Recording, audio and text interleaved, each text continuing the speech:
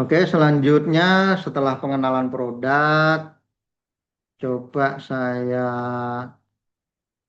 ini kan lagi terkait dengan produk kita yang paling unggulan dan paling diminati untuk saat ini itu apa sih gitu ya. Yang paling saat ini diminati adalah ini POP POM gitu ya, POP POM. Nah, di sini coba akan saya buka secara slide dan video nanti agar teman-teman juga bisa mengerti apa sih yang dimaksud dengan POP dan POM. Jadi nanti ketika ada yang bertanya dan lain sebagainya minimal bisa menjawab gitu walaupun tidak benar-benar spesifik tapi minimal bisa menjawab gitu ya. Oke ya, di sini sudah kelihatan Bapak-bapak Ya, Pak. muncul, Terlihat, Pak. sudah terlihat muncul ya. Oke. Ya, ya, Oke, kelihatan, Pak. Oke, saya jelaskan satu persatu ya. Pen, POP itu apa? POP, POM, nah, POU. Itu artinya adalah pengawas operasional pertama, pengawas operasional madya, dan pengawas operasional utama ya, seperti yang saya jelaskan di katalog tadi. Tujuannya ini apa? Ini pentingnya sertifikasi bagi pengawas gitu. Ini lisensi pemimpin tambang maksudnya gitu. Kalau ndak punya lisensi ini ya nggak bisa jadi pemimpin tambang seperti yang saya sampaikan tadi gitu. Mengapa penting? Karena di sini, nah, mengapa sertifikasi pengawas itu menentukan legalitas karir dan nyawa di area tambang ini loh. Karena kalau orang ndak memiliki ini, dia nggak ngerti bagaimana cara investigasi, caranya bikin JSA, cara bikin P5M, cara bikin identifikasi bahaya dan penilaian risiko atau IBPR dan lain sebagainya, caranya ngawasi yang benar sesuai dengan peraturan perundang-undangan gitu. Makanya wajib punya ini. Ini pentingnya gitu. Pentingnya seorang pengawas yang di tambang itu harus punya ini gitu. Kenapa harus punya ini ya? Karena penting kalau ndak ini nyawa ya taruhannya gitu. Nah, ini adalah standar-standar bakunya gitu. Nah, ini hanya bukan sekedar formalitas administrasi, tapi mengambil lisensi BNSP adalah wujud legalitas negara gitu. Jaminan keselamatan pekerja dan paspor menuju puncak karir industri energi gitu. Industri di energi. Jadi ini ya diakui secara nasional, syarat mutlak dan lain sebagainya. Itulah eh, kenapa ini penting gitu karena memang seperti itu ya penting syarat-syaratnya wajib secara hukum dari Kementerian ESDM itu salah satunya ya. Terus pilar-pilarnya apa ini contohnya gitu. Pilar-pilar hukumnya ini harus mengikuti pengakuan resmi negara. Ini tujuannya mendapatkan pengakuan akselerator daya saing di CV melonjak ya. Ketika kita sudah punya itu artinya kita punya daya ini ya daya beli apa atau daya value gitu ketika kita melamar kerja dan dia memiliki otoritas secara K3 gitu kalau sudah memiliki ini gitu ini tujuannya kalau POP gitu tiga pilar itu gitu jadi nanti kalau teman-teman ditanya kalau aku POP apa yang ku dapat ya ini tiga pilar ini gitu diakui secara hukum nah, kesejahteraan karirnya meningkat dan memiliki otoritas terhadap keselamatan dan kesehatan di dunia tambang gitu atau minerba ya gitu. Nah, pengakuan ini yang pertama tadi, pengakuan resmi dari negara. Lah, dari negara yang ditunjuk siapa? Ya saat ini BNSP secara ini ya, peraturan SKKNI-nya berdasarkan kompetensinya, nah, kerja nasional atau dasarnya adalah SKKNI ini. Berlaku mutlak di seluruh wilayah Indonesia gitu. Kalau memiliki ini gitu. Terus menjadi syarat utama tim rekrutmen hampir di semua tambang gitu ya ini hampir di semua tambang ini syarat syarat sahnya itu begini gitu kalau mungkin kalau di dunia perkapalan harus punya BKI atau apa ya itu mungkin syarat menjadi syarat sahnya ya ini syarat sahnya seorang pengawas di dunia tambang itu harus memiliki ini memiliki pengakuan. Nah, wajib nah di sini dasar hukumnya apa ya dasar hukumnya ini secara registrasinya itu ada peraturan Menteri SDM nomor 26 tahun 2018. Di sini status pengawas tidak sah jika tidak memenuhi komplainnya hukum negara ya gitu. Jadi terus membawa risiko hukum langsung gitu lah. Maka di sini harus berlisensi gitu. Ini tujuannya. Dasar hukumnya di sini gitu. Nah, ini aset-aset kepatuhan dan kritik. Nah, artinya di sini gini, memiliki lisensi itu mengubah status dari sekedar ini ya karyawan menjadi aset kepatuhan gitu. Ini yang dipentingkan gitu loh. Akhirnya yang menjadi konsennya negara mensertifikasikan orang itu arahnya ke sini gitu. Dan menjadi elemen yang diburu perusahaan ini tujuannya ketika kerja ketika memiliki sertifikat ini gitu. Ini maksudnya ini di dunia tambang ya, diburu perusahaan dunia tambang. Maksudnya arahnya ke situ gitu ya. Terus ini ya pokok-pokoknya hierarki resminya dari pengawas operasional itu seperti yang saya sampaikan tadi. POP itu apa sih? POM itu apa sih? PO itu apa sih gitu. POP adalah level dasar. Ini perannya ini seorang supervisor, terus foreman, leading hand ini POP ya, gitu. Ini sasarannya gitu. Nah, ini levelnya dasar gitu. Jadi seorang foreman atau supervisor pengawas lapangan langsung, ini namanya langsung ya, pengawas langsung taktis operasional setiap hari, maka dunia tambang mewajibkan dia harus punya POP. Kalau tidak punya POP dia tidak bisa karena memang di POP tadi itu dasar-dasar hukum dan lain sebagainya, cara mengawasi, cara dan lain sebagainya memang diajari ya. Nah, untuk level selanjutnya adalah POM, ini kelas menengah seperti superintenden, koordinator, kabak dan lain sebagainya itu di sini ya. Jadi kalau kabak SDM itu harus punya ini gitu. Kalau pengawas ini gitu. Nah, kalau ini kelasnya KTT, ya, PJO dan lain sebagainya gitu. Ini target untuk di dunia tambang. Ini yang paling laris ya, makanya saya sampaikan di sini. Itu ya. Jadi sasaran kita kalau POP itu adalah level-level supervisor atau pengawas pengawas pertama, yang garda pertama yang langsung mengawasi kepada anggotanya gitu.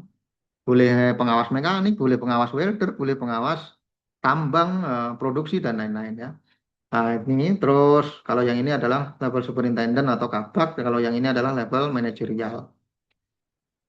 Nah, pengalaman tidak lagi cukup kalau tidak berlisensi gitu. Di sini maksudnya kita punya pengalaman nggak karuan banyak, tapi kalau tidak berlisensi maka tidak bisa dikasih perpanjangan tangan dari KTT. Jadi POP, POPM dan lain sebagainya itu sebenarnya perpanjangan tangan dari KTT.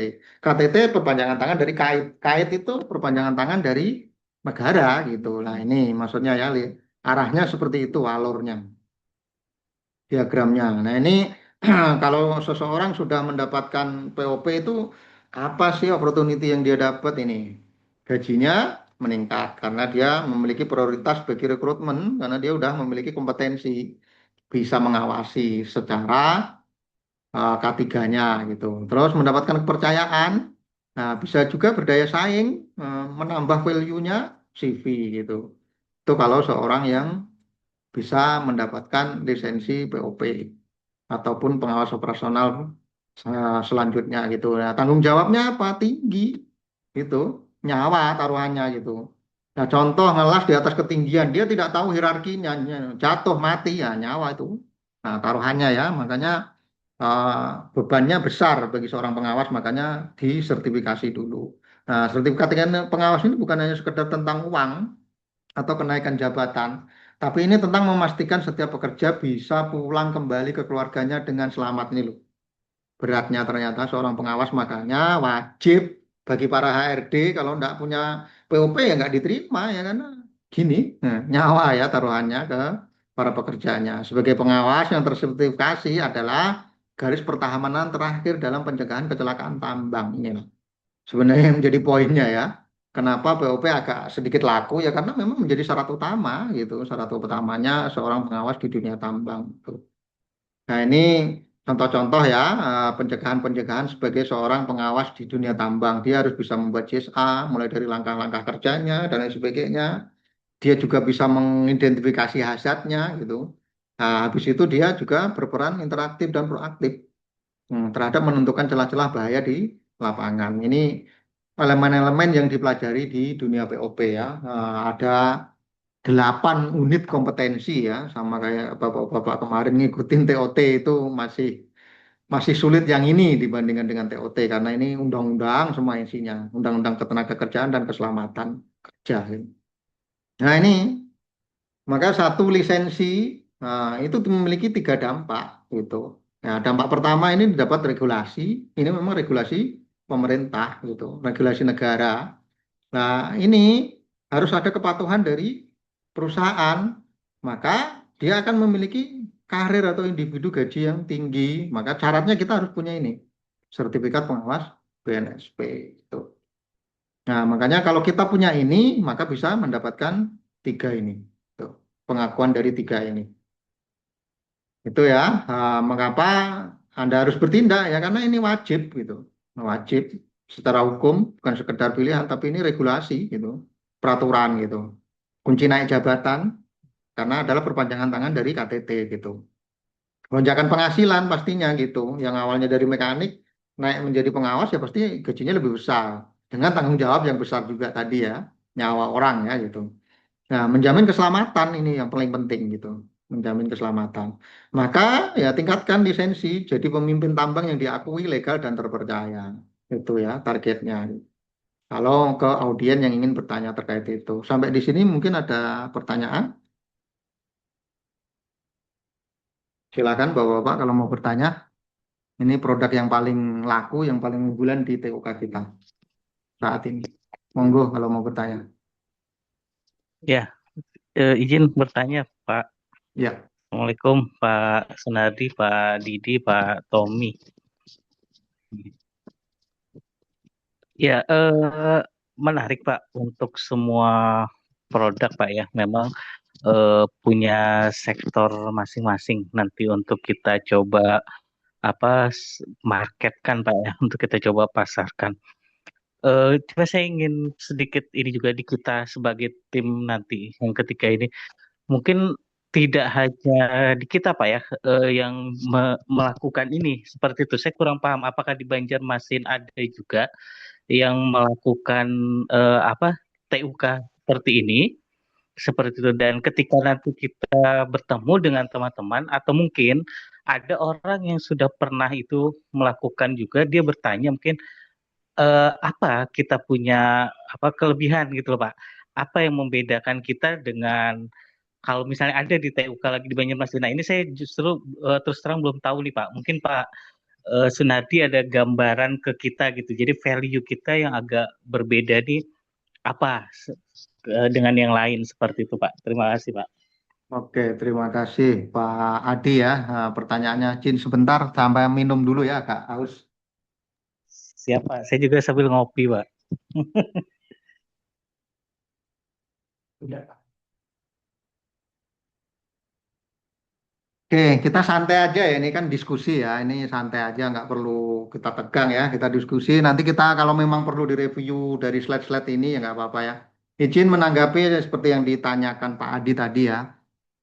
Apakah sudah ada sih TUK yang di Banjarmasin selain kita? Ya. Selama ini saya belum melihat ya. Sampai saat ini kami belum melihat ada TUK lain selain kita. Ini opportunity kita ya gitu. Untuk produk yang kita jual ini gitu ya. Nah, kalau LSP mungkin ada di beberapa sekolahan ya yang saya dengar, tapi ya sekedar memenuhi syarat tempat gitu. Contoh LSP LAS atau LSP pertambangan yang ada di beberapa sekolahan, tapi ya sekedar LSP tok gitu, tapi nggak ada tindak lanjut karena memang ya hanya sekedar memenuhi syarat. Yang penting ada dulu, pemerintah pengen ada anggaran ya dipakai dibuat gitu aja ya.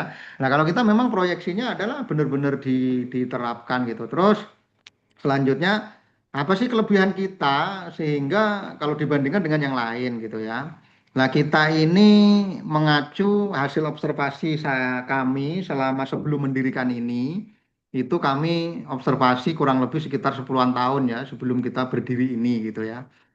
Yang pertama kita ini dunia pasar itu ada yang namanya dunia pasar murah itu, dunia pasar menengah, kelasnya menengah, ada dunia pasar yang kelasnya mahal atau berkelas gitu ya, tinggi gitu. Nah, di dunia pertambangan, utama yang produk unggulan kita tadi, yang POP, POM maupun POU, yang pertama dia menawarkan murah, tapi tidak ada fasilitas-fasilitas yang lain. Pokoknya ya kamu daftar murah, gitu aja. Terkait legalitasnya dari mana, sumbernya dari mana, dan lain sebagainya ya nggak bisa dipertanyakan. Mau murah kok, mau yang bagus gitu kan. Nah itu yang pertama. Terus yang kedua adalah middle, alias pertengahan.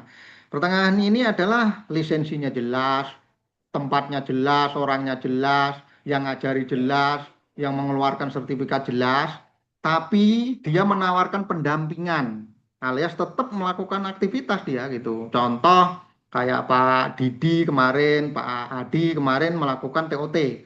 Ngambil di TOK kita, ya Bapak harus ngikuti aturannya, ya harus bikin surat, bikin tugas, bikin semuanya gitu. Tapi didampingi gitu, didampingi, didiklatkan, disekolahkan gitu. Sampai benar-benar kompeten maju ke, siap maju ke asesornya gitu ya. Itu kelas menengah. Nah ini yang kita lakukan saat ini. Kita mendampingi asesi sampai kompeten gitu ya, sampai kompeten gitu. Yang nggak ngerti kita ngertikan gitu. Nah, yang ketiga adalah kelas high, yang kelasnya eksklusif ya gitu. Harganya itu mahal, 5 jutaan itu untuk POP. Kita 3,5 juta aja. Tapi terima bersih, Bapak. Gitu, terima bersih. Aku punya uang 5 juta, datang plek ke kamu, aku nggak mau tahu apa-apa, yang penting keluar sertifikatku. Ya nggak tahu nembak atau apa saya nggak ngerti ya, itu mereka yang punya, saya nggak mau seperti itu. Cuman resikonya yang kelas hack ini adalah ketika nanti operasional di lapangan, contoh seorang POP, ketika dia ditanya sama HRD, Bapak tahu POP? Tahu, ada sertifikatnya, ada, ditanya, apa artinya IBBR Pak? Bingung dia. Ya kan nembak Pak, nggak ngerti gitu kan. Nah, tapi kalau di kelas middle tadi yang kita lakukan adalah ngerti ya memang caranya membuat diajari dan lain sebagainya. Tapi di tempat lain juga melakukan hal yang sama seperti kita. Yo didiklat dan lain sebagainya, diajari dan lain sebagainya, tapi tidak didampingi sampai kompeten. Nah, di kita menawarkan mendampingi sampai kompeten. Itu lebihnya kita di kelas middle.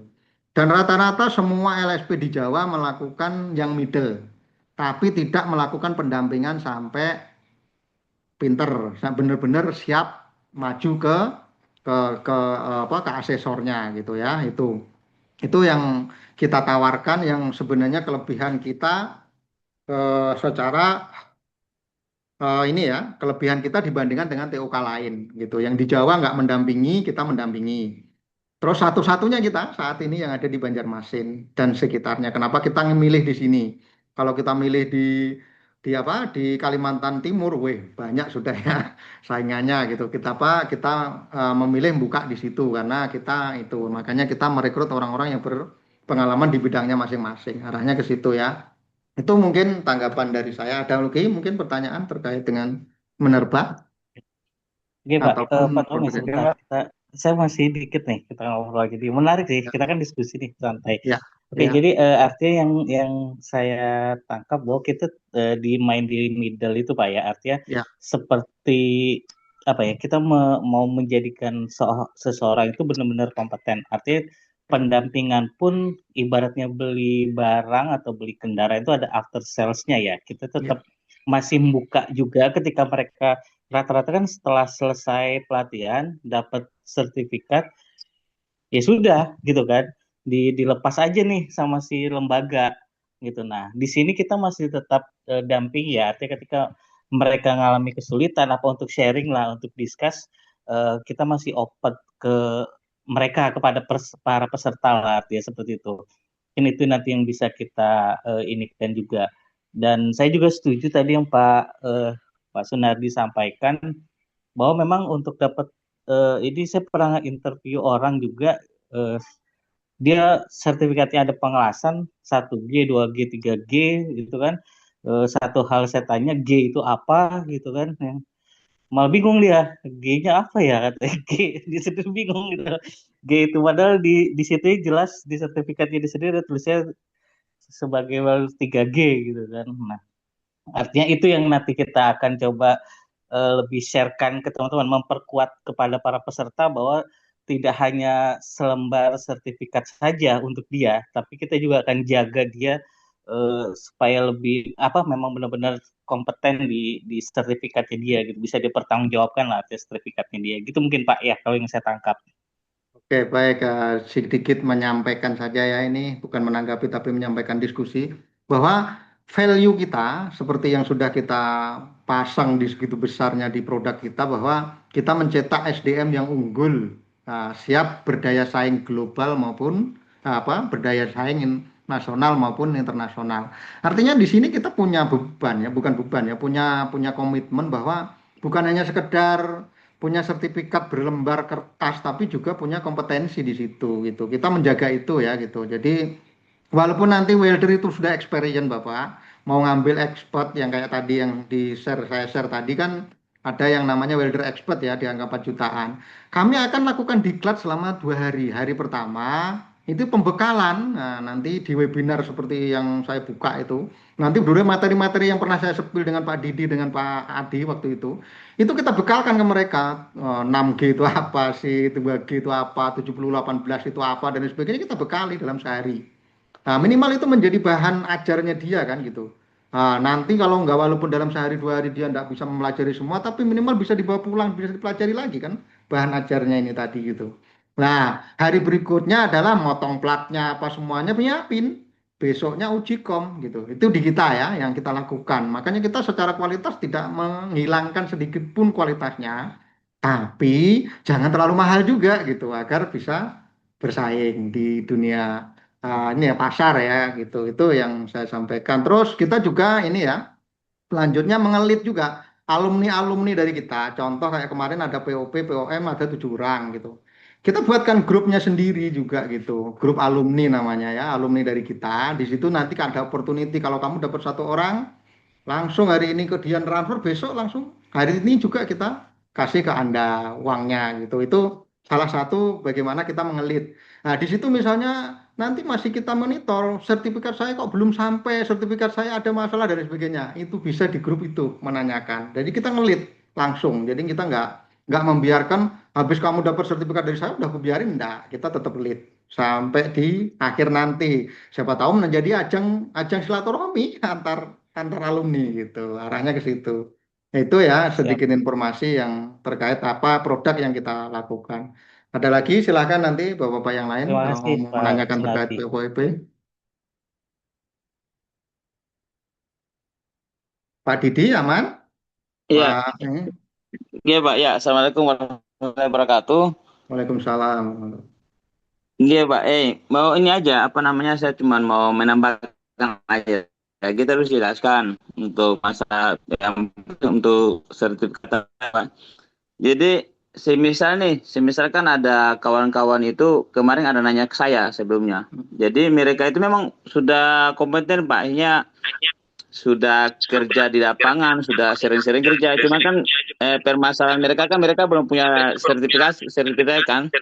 Jadi kan mereka nanya itu Pak, kira-kira apa kita bisa cuman ambil sertifikatnya aja tanpa tes bisa apa enggak gitu Pak?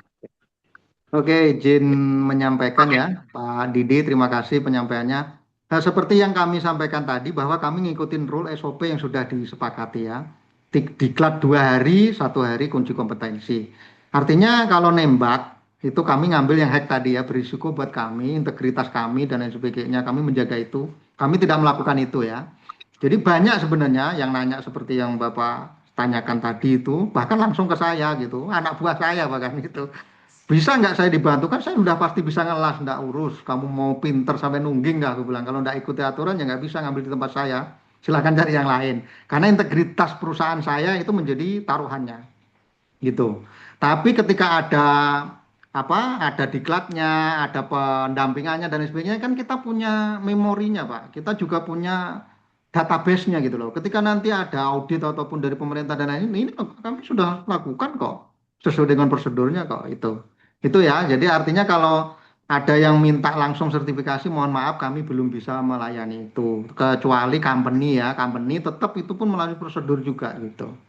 Gitu. Artinya itu walaupun dia udah pinter, jago, ibaratnya ngelas sambil nungging pun kami tetap akan lakukan tes. Itu adalah prosedur kami, SOP kami gitu. Itu mungkin Pak Didi. Oke siap Pak. Satu lagi Pak. Ya, Ini tadi kan yang untuk yang produk-produk unggulan tadi Pak. Kalau ya. ini kebetulan ada kawan satu juga nanya nih. Ini untuk bidang surveyor untuk pengukuran. Misalnya untuk surveyor pemetaan bagian teknik sipil Pak. Kira-kira kita punya nggak untuk itu, untuk sertifikasinya? Untuk sementara kami belum ada yang bisa kerjasama dengan kami, tapi kalau mungkin ada opportunity dari bapak-bapak yang LSP bisa mengitukan, ayo mari kita kerjasama. Untuk sementara kami masih di pengawasan dan AK3 aja. Untuk juru ukur, K3 listrik dan lain sebagainya masih dalam proses ya, kita masih melakukan pendekatan-pendekatan kepada beberapa LSP terkait gitu. Kayak tugas saya sebagai direktur di sini juga Arahnya memang menjalin kerjasama sebanyak-banyaknya agar kita punya produk sebanyak-banyaknya juga gitu, tapi tidak mengabaikan kualitas. Arahnya gitu. Untuk sementara belum ada Bapak ya, nanti mudah-mudahan dalam waktu dekat ada gitu. Siap, Pak, siap. Oke, dari Pak ini mungkin ada pertanyaan dari Pak Tommy, monggo terkait dengan produk kita. Oke, Pak, terima kasih, Pak. Assalamualaikum warahmatullahi wabarakatuh. Waalaikumsalam.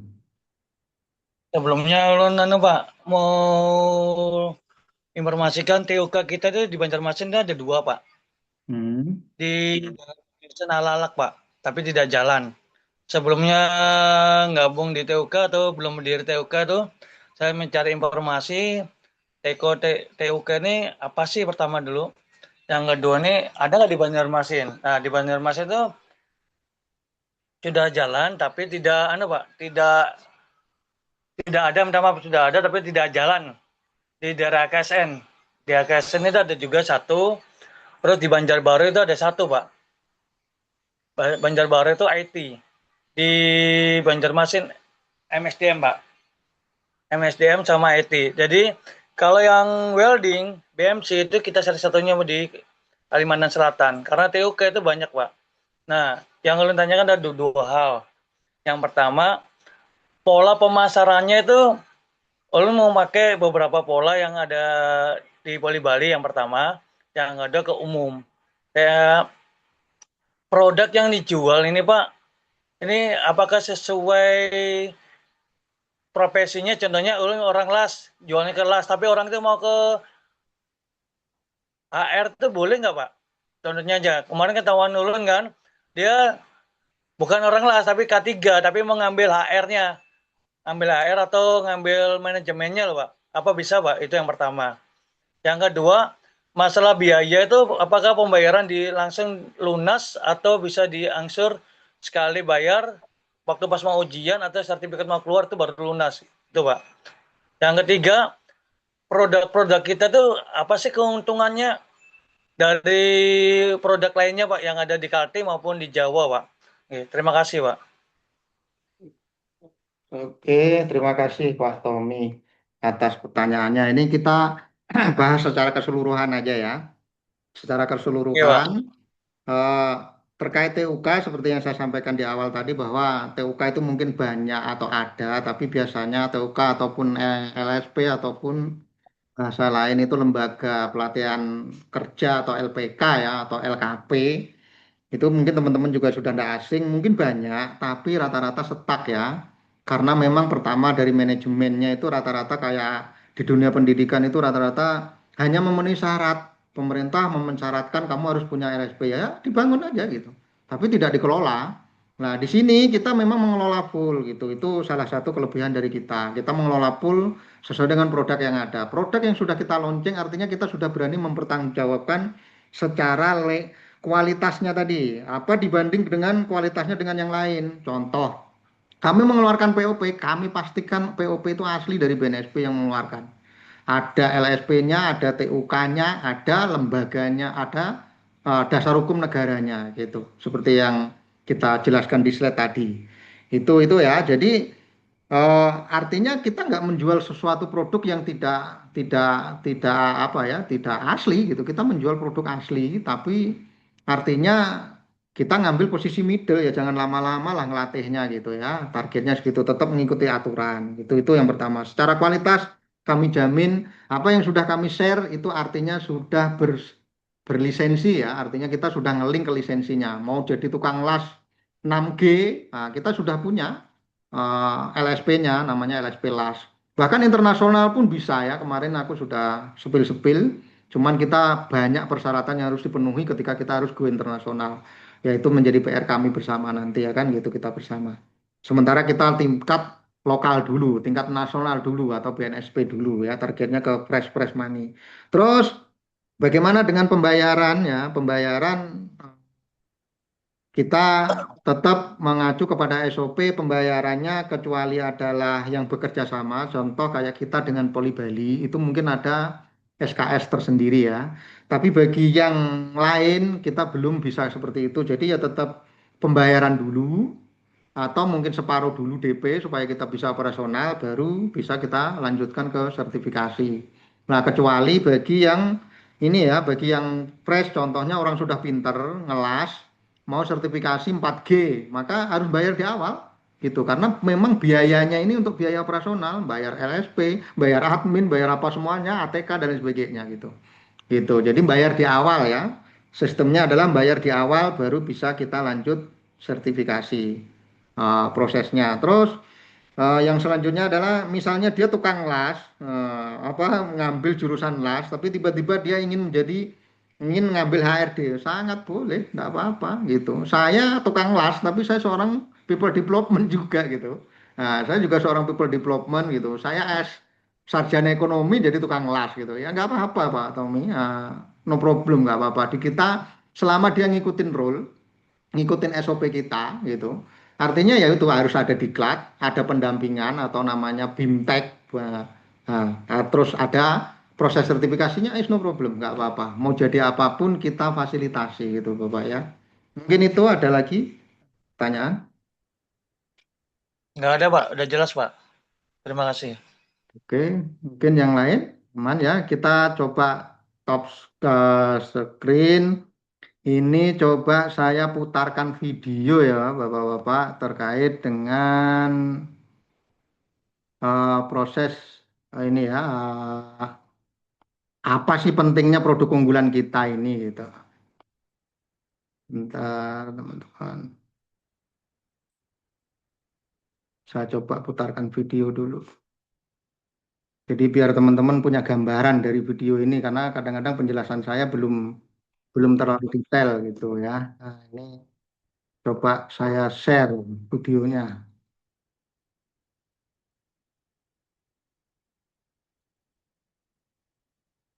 Bisa nampak teman-teman videonya, gambarnya? Iya, Terlihat. Ya jelas. nampak, Pak. Oke, oke ya, saya putar, nanti silakan dilihat.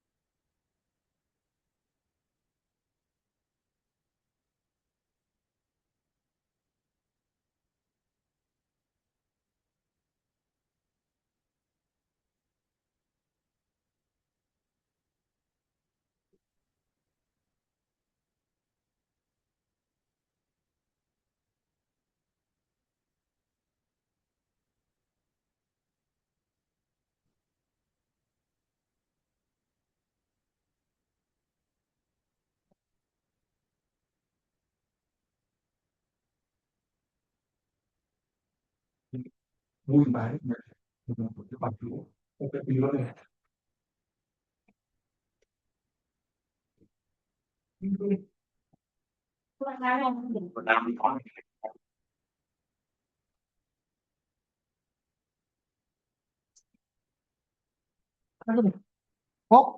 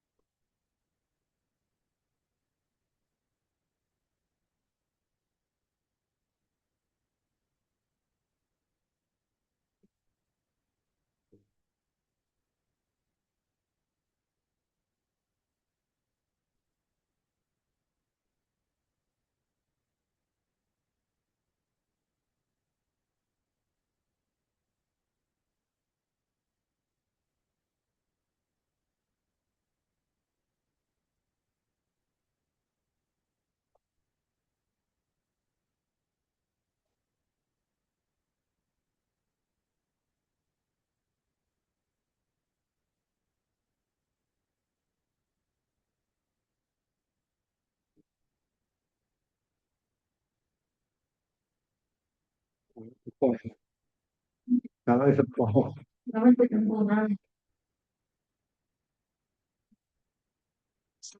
Kalau beli yang lokal tinggi banget itu.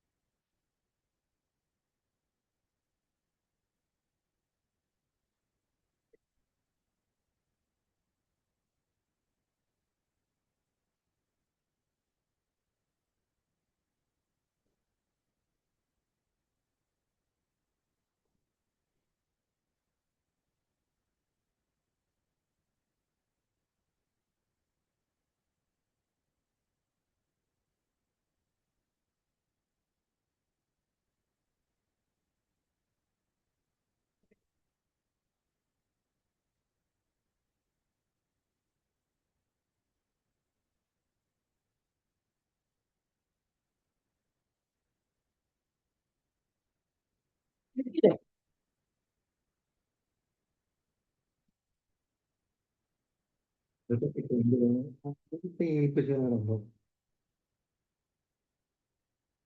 Eh, seperti itu ya kira-kira terkait dengan produk unggulan kita. Tapi nanti juga coba saya ini eh, ya akan kami share Pak ini ya Pak Tommy, nanti semua yang akan kita bahas di sini akan saya share dalam bentuk link gitu. Semuanya akan saya share nanti ke Japri masing-masing. Selanjutnya izin share lagi terkait dengan produk unggulan kedua kita. Ini target kita adalah anak-anak sekolah ya, BMC, BMC atau sebenarnya umum, tapi informasi yang saya dapat info dari Pak Tommy adalah anak-anak sekolah. Nah, di sini coba saya buatkan presentasinya. Ini sudah saya buat ya presentasinya. Nah, nanti presentasi ini kami harapkan kalau memang Bapak ini silahkan dibawa dan dipakai aja ke sekolahan-sekolahan ya. Nah, ini eh, BMC ini adalah standar ini ya sebentar salah. Saya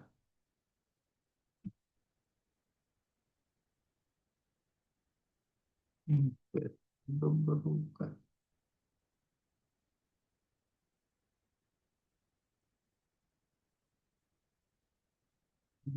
Ini.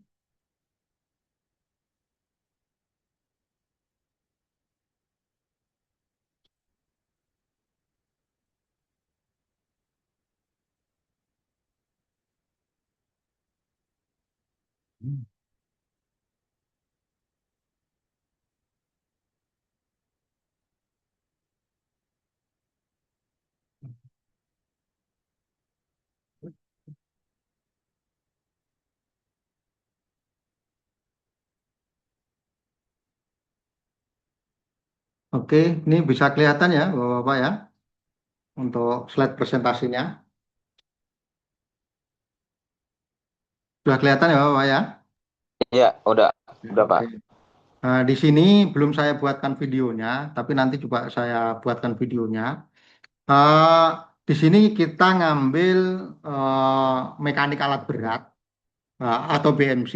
Eh, untuk lisensinya ini ada dua versi.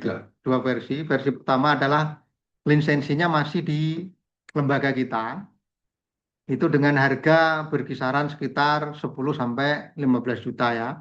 Nah, apabila ingin sertifikatnya dua gitu ya, sertifikat kita, ya sertifikat pelatihan sekaligus dilatih sampai pinter gitu, siap dunia kerja gitu, sama BNSP maka harganya meningkat ya, dapat BNSP-nya itu sekitar menjadi kalau yang harga 10 menjadi 15 juta karena harga dari BNSP-nya di angka 4,5 juta ya. Itu sedikit sedikit informasi awal untuk terkait dengan BMC ya. Tapi rata-rata nanti di slide ini akan muncul berapa sih yang akan didapat ketika menjadi seorang mekanik gitu. Nah, ini yang pertama bagaimana menjadi mekanik alat berat. Nah, di sini nanti silahkan dipresentasikan. Nah, ini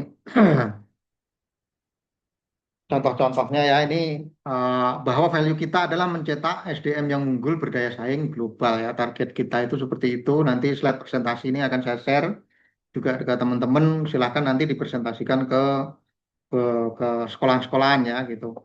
Nah, nanti kalau mau website kita, ngecek website kita ada di sini gitu di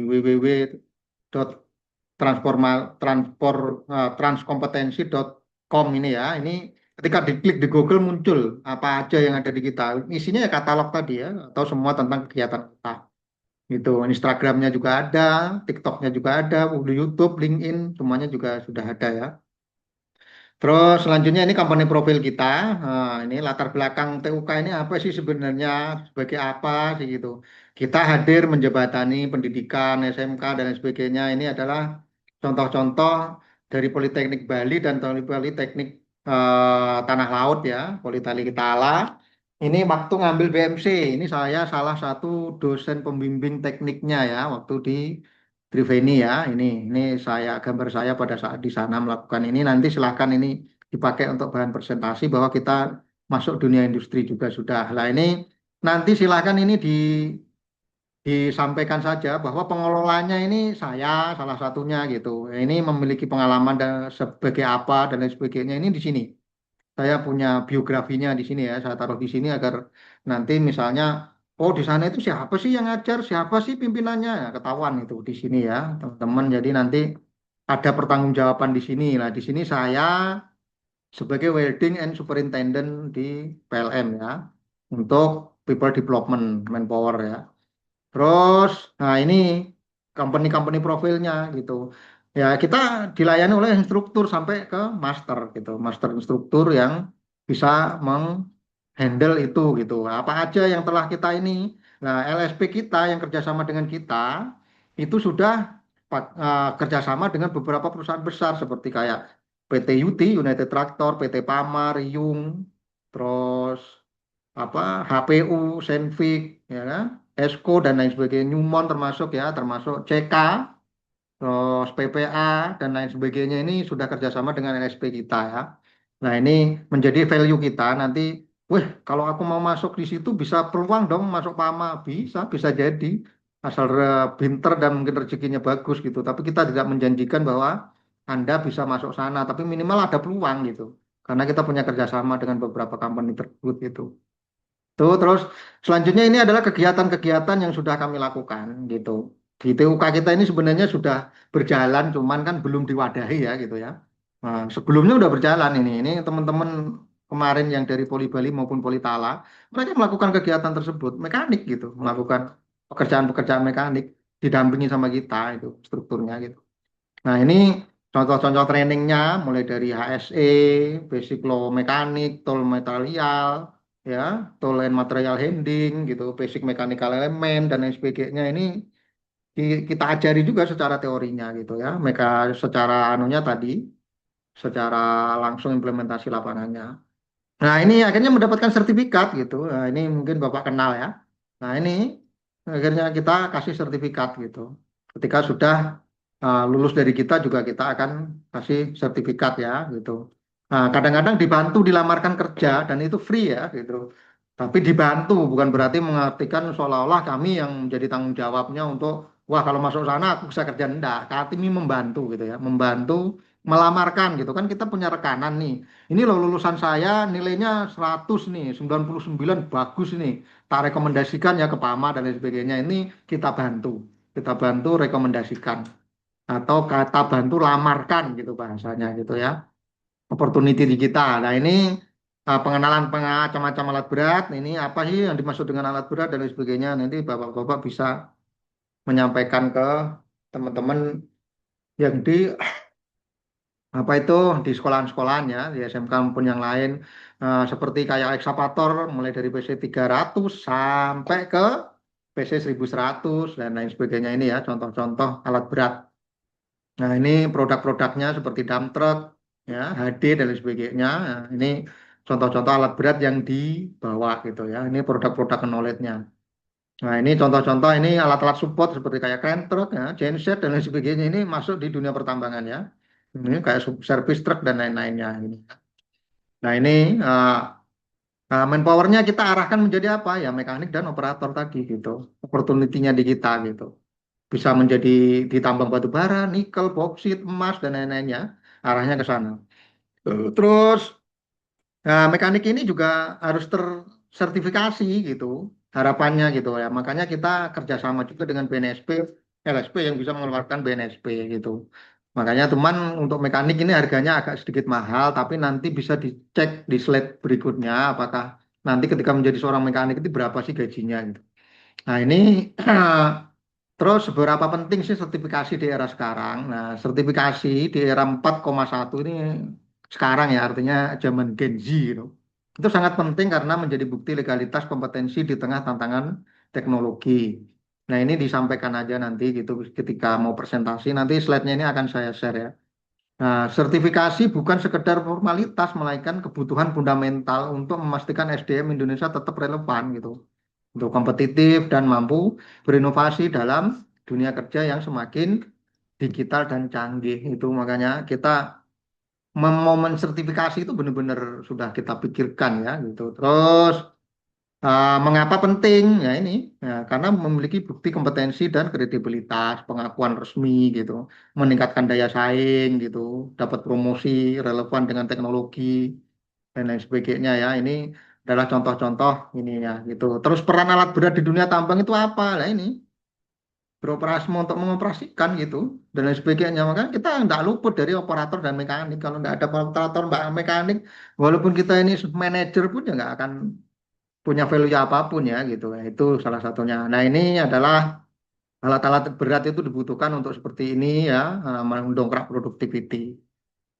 Nah terus mekanik alat berat itu jenjang karirnya kemana sih gitu ya sebagai pemula itu mekanik punya level entry atau pemula gitu nah juga memiliki level ke mekanik pengalaman nah, terus mekanik spesialis ini contohnya spesialis engine spesialis eh, macam-macam ya spesialis ban misalnya kalau di kita spesialis welder gitu ini masuk di sini juga gitu teknisi senior gitu technician gitu atau electrician atau dan lain-lain nah, bisa menjadi seorang foreman atau supervisor juga 1, 2, 3 tahun yang akan datang gitu ngambil POP jadi foreman misalnya gitu menjadi kepala bagian atau superintendent gitu spesialis teknisi atau konsultan konsultan engine atau apa dan sebagainya banyak ya yang gajinya juga besar-besar kalau sudah kelasnya expert gitu.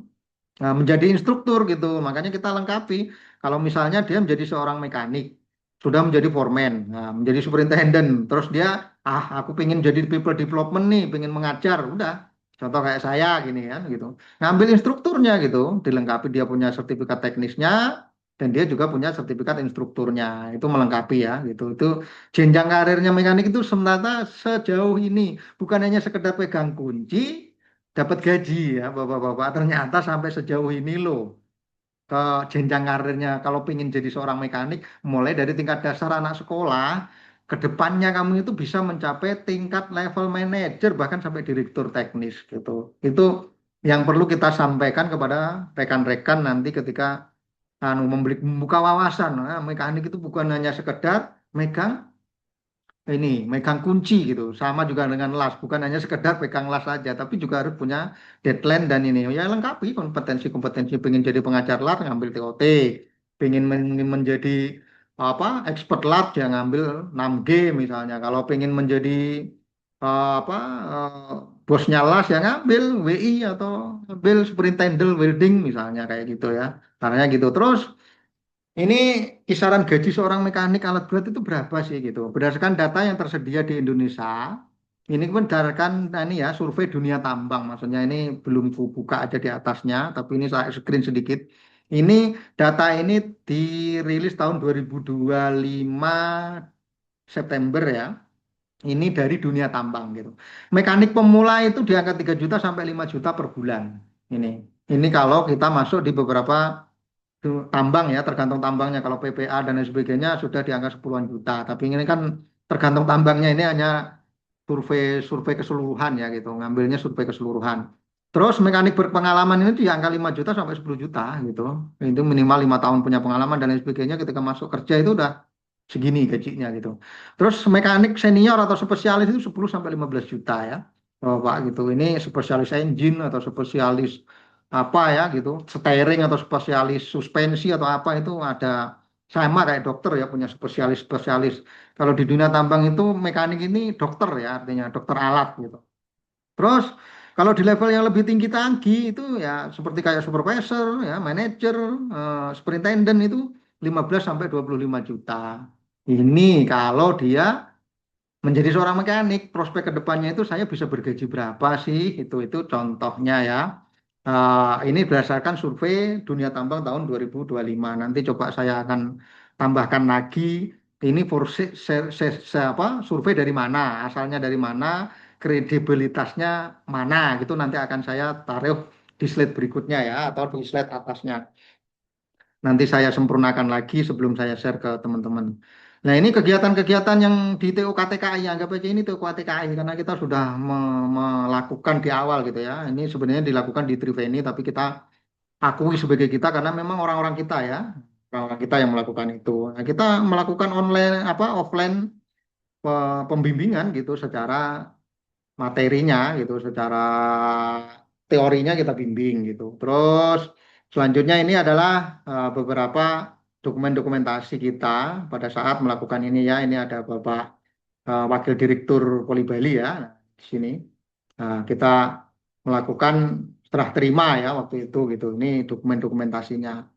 Nah, sekarang pilihannya menjadi mau atau tidak menjadi pemain atau hanya sekedar penonton di rumah. Nah, ini nanti dilempar ke audiens ya pada saat kita bapak-bapak melakukan presentasi ke sekolahan-sekolahan. Mungkin sampai di sini ada pertanyaan atau di slide ini perlu apa? Mungkin perlu ditambahi dari bapak-bapak. Silakan Pak Tommy, mungkin ada yang mau ditanyakan?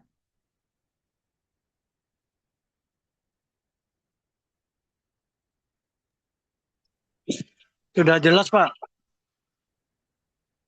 Insya Allah Alhamdulillah kan ya. malam ini kan saya berangkat ke Tanjung, Pak, sama Balangan. Hmm. Kalau ketemu gurunya kan, pertama ulun mau ngajak MOU dulu. Ulun mau ngajak MOU untuk SMK atau STM Tabalong sama STM Nur Rahman. Ada 4 sekolahan lah. Kalau mereka mau diajak MOU kan, alhamdulillah lah, Pak. Untuk prospek kita, sasaran ulun MOU ini ke alumni, Pak. Alumni-alumni Oke. rata-rata udah bekerja. Nah itu Hmm. insya Allah ulun jam 3, kalau nggak jam 3 jam 4, Pak. Saya berangkat, Pak. Dari Gambut ke Tabalong. Oke, bawa Oke. aja presentasinya ini Pak, yang kemarin sudah saya share ke Bapak Kujabri itu, pakai aja enggak apa-apa. Ini produk kita kok. Iya, Presentasikan saja enggak apa-apa. ya, itu saya kombinasi dengan presentasi Poli Bali kan, Pak. Minta maaf, ulun ambil Boleh. 60%, 40% dari Poli Bali. Saya Hmm. kombinasi. Mungkin ulun izin nama Pak Didi, nama Pak Adi saya pakai sebagai dosen praktisi. Karena pernah mengajar kan. Hmm. Itu Monggo, sebagai Pak. izin. Ya Pak Didi, di sini memang ada Pak Didi sama Pak Adi kan. Saya Oke, Iya, izin dulu silakan ngomong. lanjut, silakan, Pak. Pak. Karena dosen praktisi itu lebih pede ulun, Pak, untuk menggait, Pak. Alhamdulillah selama presentasi pakai nama-nama pian kan, Pak. Yang presentasi Pak Muniri kan ulun adopsi. Saya kombin, alhamdulillah banyak menarik nih, ada dosen praktisi. Gitu, Pak. Insya Allah ulun izin sekali lagi Pak Sunardi. Ya, nanti saya pakai presentasi pian ini kan, saya kombin 60% punya pian, 40% dari Poli Bali, Pak. Dari 25% ulun, 15% Pak Muniri saya kombinasi. Untuk menarik ulun tonjolkan apa? TUK-nya, Pak. Oke, oke, oke. Karena insya Allah difasilitasi, kalau bisa ketemu kan, Pak. Kalau ketemu nggak ada halangan, lancar di jalan, fasilitasi ketemu alumni katanya. Untuk Iya. beasiswa, Pemkap Dana Hibah, Pemkab, Tabalong maupun Balangan, Pak. Ya, insya Allah saya presentasikan itu aja, Pak. Makasih. Oke. Sekali lagi izin Pak Adi Nogo, Pak Adi Cahyo atau Pak Didi Jamal saya pakai bukan untuk hal negatif, tapi untuk promosikan karena beliau-beliau pernah sebagai dosen praktisi itu aja. Makasih, Pak. Oke, Oke. monggo silahkan Pak Ya, Tommy. Ya, silakan Pak. ya. Mungkin ada pertanyaan dari teman-teman yang lain terkait apa opportunity BMC dan operator. Aman ya? Kalau aman, saya stop screen. Kita lanjut ke opportunity jadi tukang las. Apa sih tukang las itu gitu? Walaupun mungkin teman-teman kalau kayak teman-teman yang di sini mungkin aman ya, tapi kan kita memperkenalkan orang yang belum tahu las ini. Nah, ini kita masuk di dunia las akhirnya. Ayo kita buka dulu apa sih yang dimaksud dengan las gitu ya. Nah, sebelum saya buka itu, saya buka videonya dulu, baru nanti saya presentasikan secara slide. Oke.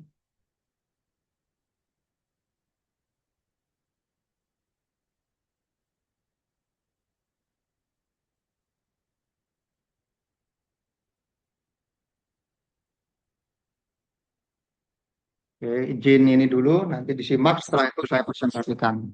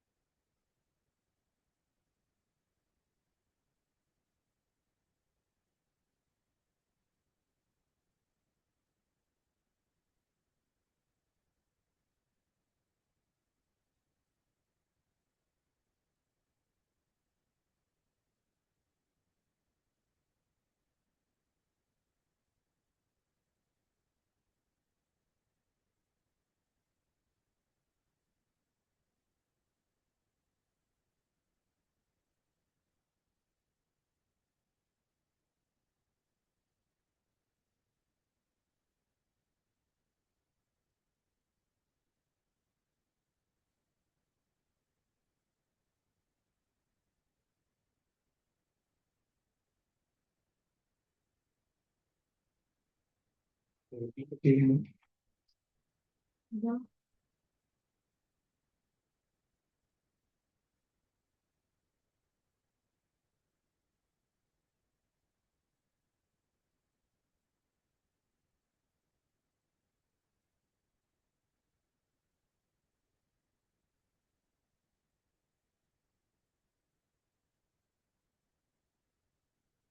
Oke, ini untuk bagi tukang las yang mau sertifikasi tapi dia sudah pinter ngelas tapi belum punya sertifikat ya, Bapak-bapak kita fasilitasi untuk pengelasannya ya, atau sertifikasinya.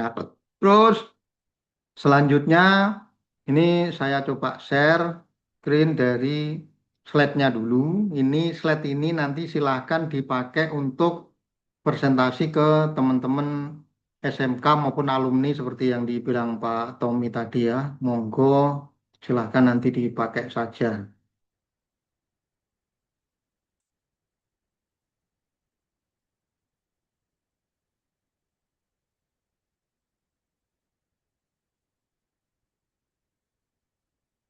Ya, sudah kelihatan ya Bapak-bapak. Seperti yang kita sampaikan bahwa di TUK kami ini kembali lagi kita mengusung adalah mencetak SDM yang berdaya saing global alias unggul ya. Di sini sengaja saya kasih begini di Mukodimah agar nanti pada saat presentasi itu apa sih sebenarnya transformasi kompetensi itu apa sih gitu. Dari dasar hukumnya dari mana dan lain sebagainya di sini muncul ya gitu. Nah, ini artinya adalah sebuah lembaga yang membangun ini ya pelatihan yang membangun kapasitas fundamental mulai dari teknis, soft skill sampai ke wirausahaan ya. Targetnya seperti itu. Lah judulnya di sini adalah plat welder ya. Nah, kita sudah kerjasama antara transformasi kompetensi Indonesia dengan LSP LAS. Ini sudah go internasional ya. Go internasional ini klien-kliennya seperti Slumbersea, Halliburton dan Saipem ya. Ini Saipem masuk di sini untuk Indonesia ini bisa memfasilitasi dan kita juga bisa mengeluarkan sertifikasi BNSP ya. Nah, itu gambarannya untuk pengelasan. Itu ya. Nah, ini kita standarnya berbasis SKKNI untuk personal dan profesional di pengelasan ya. Ini contohnya. Terus mengapa sertifikasi ini krusial yaitu ya sama kepatuhan regulasi, standar industri dan daya saing global arahnya ke sini. Targetnya kalau punya sertifikat itu untuk apa? Ya untuk ini sebenarnya gitu, bukan hanya sekedar lembar kertas. Makanya apa eh, TUK-TKI tidak hanya sekedar mengeluarkan sertifikat yang berupa kertas, tapi harus mencetak memang orangnya benar-benar kompeten dan unggul. Kalau nggak unggul ya nilainya belum diluluskan, belum kompeten ya. Lebih baik kita ngomong pahit daripada kita mengeluarkan sertifikat tapi tidak terjamin kualitasnya. Kalau saya seperti itu ya gitu. Terus ruang lingkupnya bisa di dunia industri, ya, alat berat, industri manufaktur, ya, di bejana tekan, perkapalan, seperti yang di video tadi ya, industri otomotif maupun sektor-sektor lain gitu. Ini ya, contohnya ini sebenarnya kalau kita mau ngambil sertifikat kelas itu apa sih gitu. Kalau secara BNSP sebenarnya kita ini hanya tiga ini sih gitu. Di dunia las lain seperti kayak mungkin ya kalau BKI saya belum mendalami secara detail tapi saya pernah ngambil sertifikat ABS-nya di Singapura waktu itu sama sebenarnya cuma beda penamaan saja kalau di istilah kami adalah ini unit kompetensinya gitu C sekian sekian 01 ini yang namanya melaksanakan persiapan tempat kerja dengan standar K3 yang ketat. Ini apa? Mulai dari persiapan, mulai dari pembuatan JSA dan lain sebagainya sampai penyiapan plat. Di situ harus pengenalan, mulai mengenal SMAW itu apa, FCAW itu apa, GMAW itu apa, 7018 itu apa, dan lain sebagainya, sampai mengerti gambar teknik itu di sini. Kalau dipecah itu banyak ini berbuku-buku ya gitu. Itu baru dari suatu unit kompetensi lah. Selanjutnya adalah ini resepnya gitu. Setiap kita melakukan sesuatu, standar kita ketat ya. Contoh kita mau membuat sayur lodeh, nah itu ada punya resepnya yang disebut WPS kita ya. Resepnya. Kalau kita mau ngelas itu ya cuma punya resep. Resepnya disebut welding prosedur specification atau singkat WPS gitu ya. Di dunia kampuh ini sangat penting ya. Jadi teman-teman kalau pernah mendengar orang kampuh ya pasti pakai ini gitu. Jadi kita sebelum melakukan sesuatu itu pasti punya ini gitu. Jadi kalau di TUK kami, kalau yang saya ajarkan adalah belajar dulu teorinya, belajar dulu WPS-nya, baru praktek gitu. Jadi di teori ini sebenarnya kumpulan daripada praktek-praktek puluhan bahkan ratusan tahun sebelum kita mengenal dunia las gitu.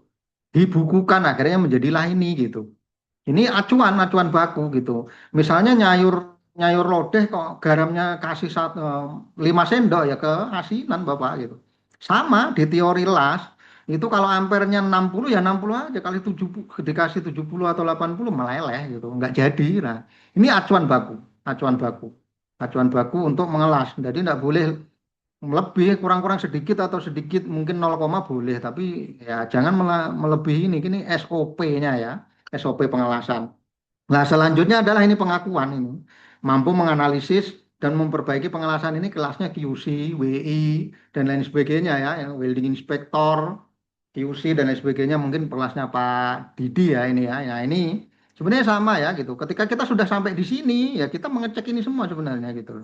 Nah, di BNSP maupun di tempat kami ada sebenarnya gitu ya. Secara standarnya sama ya, cuman kurang lebihnya penamaan aja yang berbeda. Secara pengerjaannya sama, secara teknis implementasi lapangannya sama itu.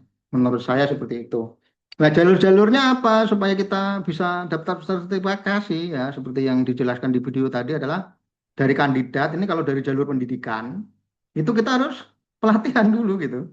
Ya, Pak Tommy dan teman-teman. Jadi jangan langsung ngambil sertifikatnya dari mana aku bisa ngambil nggak bisa gitu. Harus latih dulu gitu. Kalau dari jalur industri juga sama gitu, minimal 1 tahun di bidang pengelasan baru kita ambil portofolionya gitu. Tapi tetap kita tes gitu. Kita bekali dulu sehari, besoknya persiapan, besoknya kita tes. Kalau nggak lulus ya biar ini pengalamannya 100 tahun. Kalau nggak lulus ya nggak dilulusin gitu ya. Ya tetap kita profesional gitu. Terus atau jalur usaha mandiri misalnya dia tanpa dari perusahaan ataupun yang lain itu boleh nggak apa-apa ya gabung ke kita dengan syarat-syarat memenuhi persyaratan tadi pernah berpengalaman ngelas di mana punya pengalaman dan lain sebagainya kita cek portofolionya baru kita lakukan diklat dan uji kompetensi. Jadi intinya di TUK TKI di perusahaan kami harus wajib diklat dan uji kom. Tidak ada tembak menembak ya itu yang perlu di di apa ya dipahami di kita bahwa kita tidak mengeluarkan sertifikat tanpa latihan. Tujuannya supaya kalau ada auditor ataupun yang lain kita itu punya ini ya, punya dokumentasi gitu bahwa kita mempertanggungjawabkan terhadap apa yang kita keluarkan. Tuh, terus ini adalah beberapa metrik sama yang di video tadi ya gitu, bisa mendapatkan penjelasan secara transparan dan lain sebagainya gitu ya. Nah, ini yang tidak digunakan sertifikat di luar lingkungan dan lain sebagainya. Ini contoh-contoh seperti itu ya gitu. Biasanya kalau dia internalisasi di area kita, nanti di area sana tidak boleh. Itu memang ini sudah menjadi isu besar ya dunia kita gitu. Makanya ini menjadi peluang kita untuk kalau bisa kita kolaborasi gitu ya. Itu yang disampaikan Pak Is waktu itu ya. Terus ini roundupnya gitu. Mulai dari pendaftar, pra-assessment, uji kom sehingga keputusan. Pra-assessment ini kita ya. Ini kita, TUK kita. Nah, ini mendaftar sampai ke pra-assessment ini kita. Nah, ini baru uji kom baru diambil keputusan. Tugas kita apa ya di sini? Memastikan gitu. Memastikan mereka itu siap untuk diuji gitu. Itu targetnya. Apapun produk yang kita jual termasuk las ini ya. Tuh, nah, kelengkapan dokumennya seperti ini ya tadi ya kayak APL 01, Kopung 2 dan lain sebagainya. Nah, ini contoh-contoh yang di video tadi ini contoh-contoh yang sudah kita lakukan di sana ya gitu. Ini kita ambil dari tempat pelatihan di tempat kerja saya, tapi ini kita akui saja karena memang toh saya juga yang melakukan ya salah satu pengurusnya gitu. Nah, ini jenjang karirnya apa gitu. Kalau ingin menjadi welder alat berat, maka dia punya jenjang karir dari level welder itu pemula dan lain sebagainya sampai ke tingkat manajer atau direktur teknis ya, arahnya gitu. Instruktur welder juga bisa ya. Jadi welder ngambil TOT jadi instruktur gitu ya. Atau spesialis welder ini biasanya QC dan lain-lain sebagainya bersertifikat ASME misalnya ya. Atau superintendent WE, welding inspector atau welding engineer dan lain sebagainya. Jadi bukan hanya sekedar cucuk nyala lengket. Nah, cucuk nyala nyala-nyala biar kayak kembang api enggak gitu juga. Kadang-kadang mindsetnya orang melihat welder ini kayak tukang ini ya, tukang tralis ngelas pagar gitu ya. Padahal welder itu jauh ya, banyak kompetensi-kompetensi yang sampai ke level ASME maupun pelatih-pelatih yang lain gitu ya. Artinya bisa bahkan sampai ke kalau ASME ini sampai ke tingkat internasional ya itu jadi konsultan dan lain sebagainya. Jadi bukan hanya sekedar cucuk nyala lengket sebenarnya banyak yang perlu dipahami di welder. Terus selanjutnya adalah ketika menjadi welder di dunia perkapalan maupun offshore ini yang pertama ini di dunia perkapalan ataupun offshore ya. Nah ini biasanya gitu gaji itu eh, lebih tinggi karena resikonya juga lebih tinggi. Contohnya gitu. Ini data ini kita ambil dari survei dunia pertambangan tadi ya, itu dunia survei yang kredibilitasnya dari dunia pertambangan ya gitu. Nah ini kurang lebih ini di angka 6 sampai 15 juta per bulan itu kalau di dunia galangan ya. Nah, mungkin nanti kalau memang ini nggak cocok silahkan direvisi oleh Pak Didi maupun Pak Adi ya gitu. Terus kalau welder offshore ini di rig nih contoh-contoh kayak orang-orang migas rig bikin di Total ataupun di Iveco ataupun yang lain-lain itu 15 sampai 30 juta per bulan ya. Ini welder ini ternyata lebih tinggi daripada mekanik. Iya karena resikonya lebih tinggi gitu ya. Terus bisa lebih tinggi lagi gitu misalnya kalau ke underwater nah gitu. Tapi kita belum punya ya. Ini sampai 25 sampai 50 juta ini kalau per project lagi gitu. Kalau di underwater ya kelasnya tinggi ini kalau untuk kelasnya perkapalan dan offshore. Terus selanjutnya adalah ini kalau di pertambangan ya. Ini di dunia saya. Ini untuk welder pemula saja ini 7 sampai 10 juta. Anak buah saya tidak ada yang gaji segini. Rata-rata 10 sampai 15 juta itu untuk welder pemula. Bagi orang-orang yang baru kita sertifikasi orang-orang kampung, yang waktu itu saya datang masuk belum ada yang punya sertifikat, ngelasnya masih bengkok semua gitu, undercut gak karuan bentuknya gitu, nggak lengket. Kadang-kadang sini yang dilas, situ yang lengket gitu ya itu kita sekolahkan saya latih semuanya saya sertifikasi alhamdulillah sekarang gajinya 10 sampai 15 juta ini anak-anak kampung di sekitaran Triveni ya gitu ini kalau dunia tambang gajinya segitu kalau ingin jadi seorang welder untuk level menengah ini 2 sampai 5 tahun ini 11 sampai 17 juta ini rata-rata welder senior ya yang sudah pinter-pinter membaca gambar pinter-pinter yang lain dikasih tugas sama foreman ya tinggal ngasih gambar kamu kerjakan ini udah bisa selesai itu sampai ya 11 sampai 17 juta lah gajinya ya kurang lebih. Kalau senior atau expert ini rata-rata kayak konsultan WI dan lain sebagainya itu ini 20 sampai 28 juta per bulan. Nah, supervisor itu bisa sampai di 28 sampai 37 juta per bulan. Ini supervisor ini masuk kelasnya superintendent dan lain-lain ya. Arahnya segitu. Nah, area Kalimantan set ini 20 sampai 40% ya. Orang-orang weldernya gitu. Nah, ada tunjangan mes, makan, roster, biasanya seperti itu kalau dunia pertambangan. Terus selanjutnya perbandingan singkat gitu. Ini sektornya ya, berdasarkan sektor gitu. Welder alat berat dan perkapalan gitu. Kalau tambang itu 7 sampai 37 juta. Itu kalau di sektor tambang tergantung levelnya tadi ya. Perkapalan 6 sampai 15 juta. Silahkan nanti direvisi jika tidak sesuai. Terus offshore ini 15 sampai 30 juta. Underwater sampai 50 juta. Ini perbandingannya. Kalau ingin jadi welder itu segitu ya gajinya gitu. Ternyata gitu. Bukan hanya sekedar bisa membuat tralis lah. Sekarang pilihannya pada Anda. Enak. Nah, mungkin sampai di sini ada pertanyaan dari Bapak-Bapak. Silahkan, mungkin ada yang perlu direvisi, nanti saya coba revisi.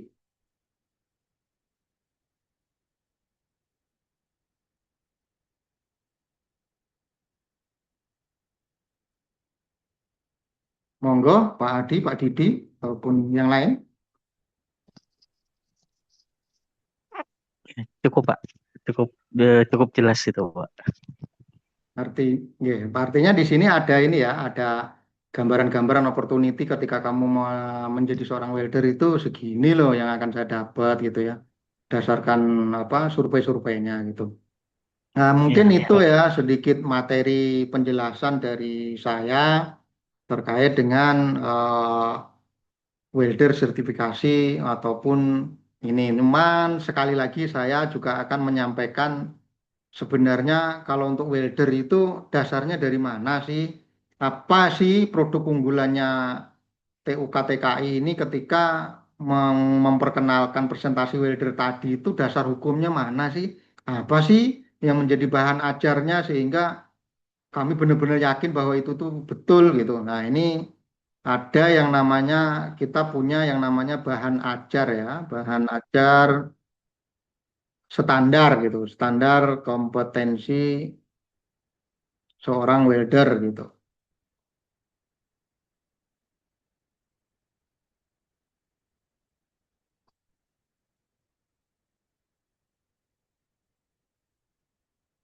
Bahan ajar.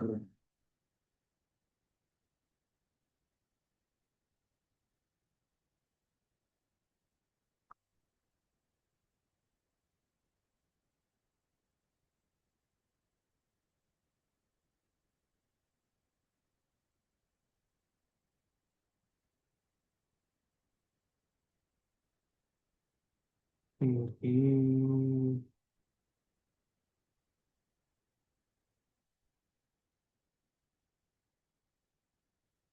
ini, sabda.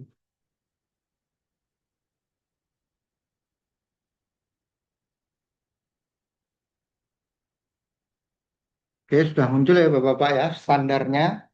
Nah, slide-nya. Kenapa kita melakukan itu tadi, apa yang kita tawarkan tadi terkait dengan katalog dan lain sebagainya.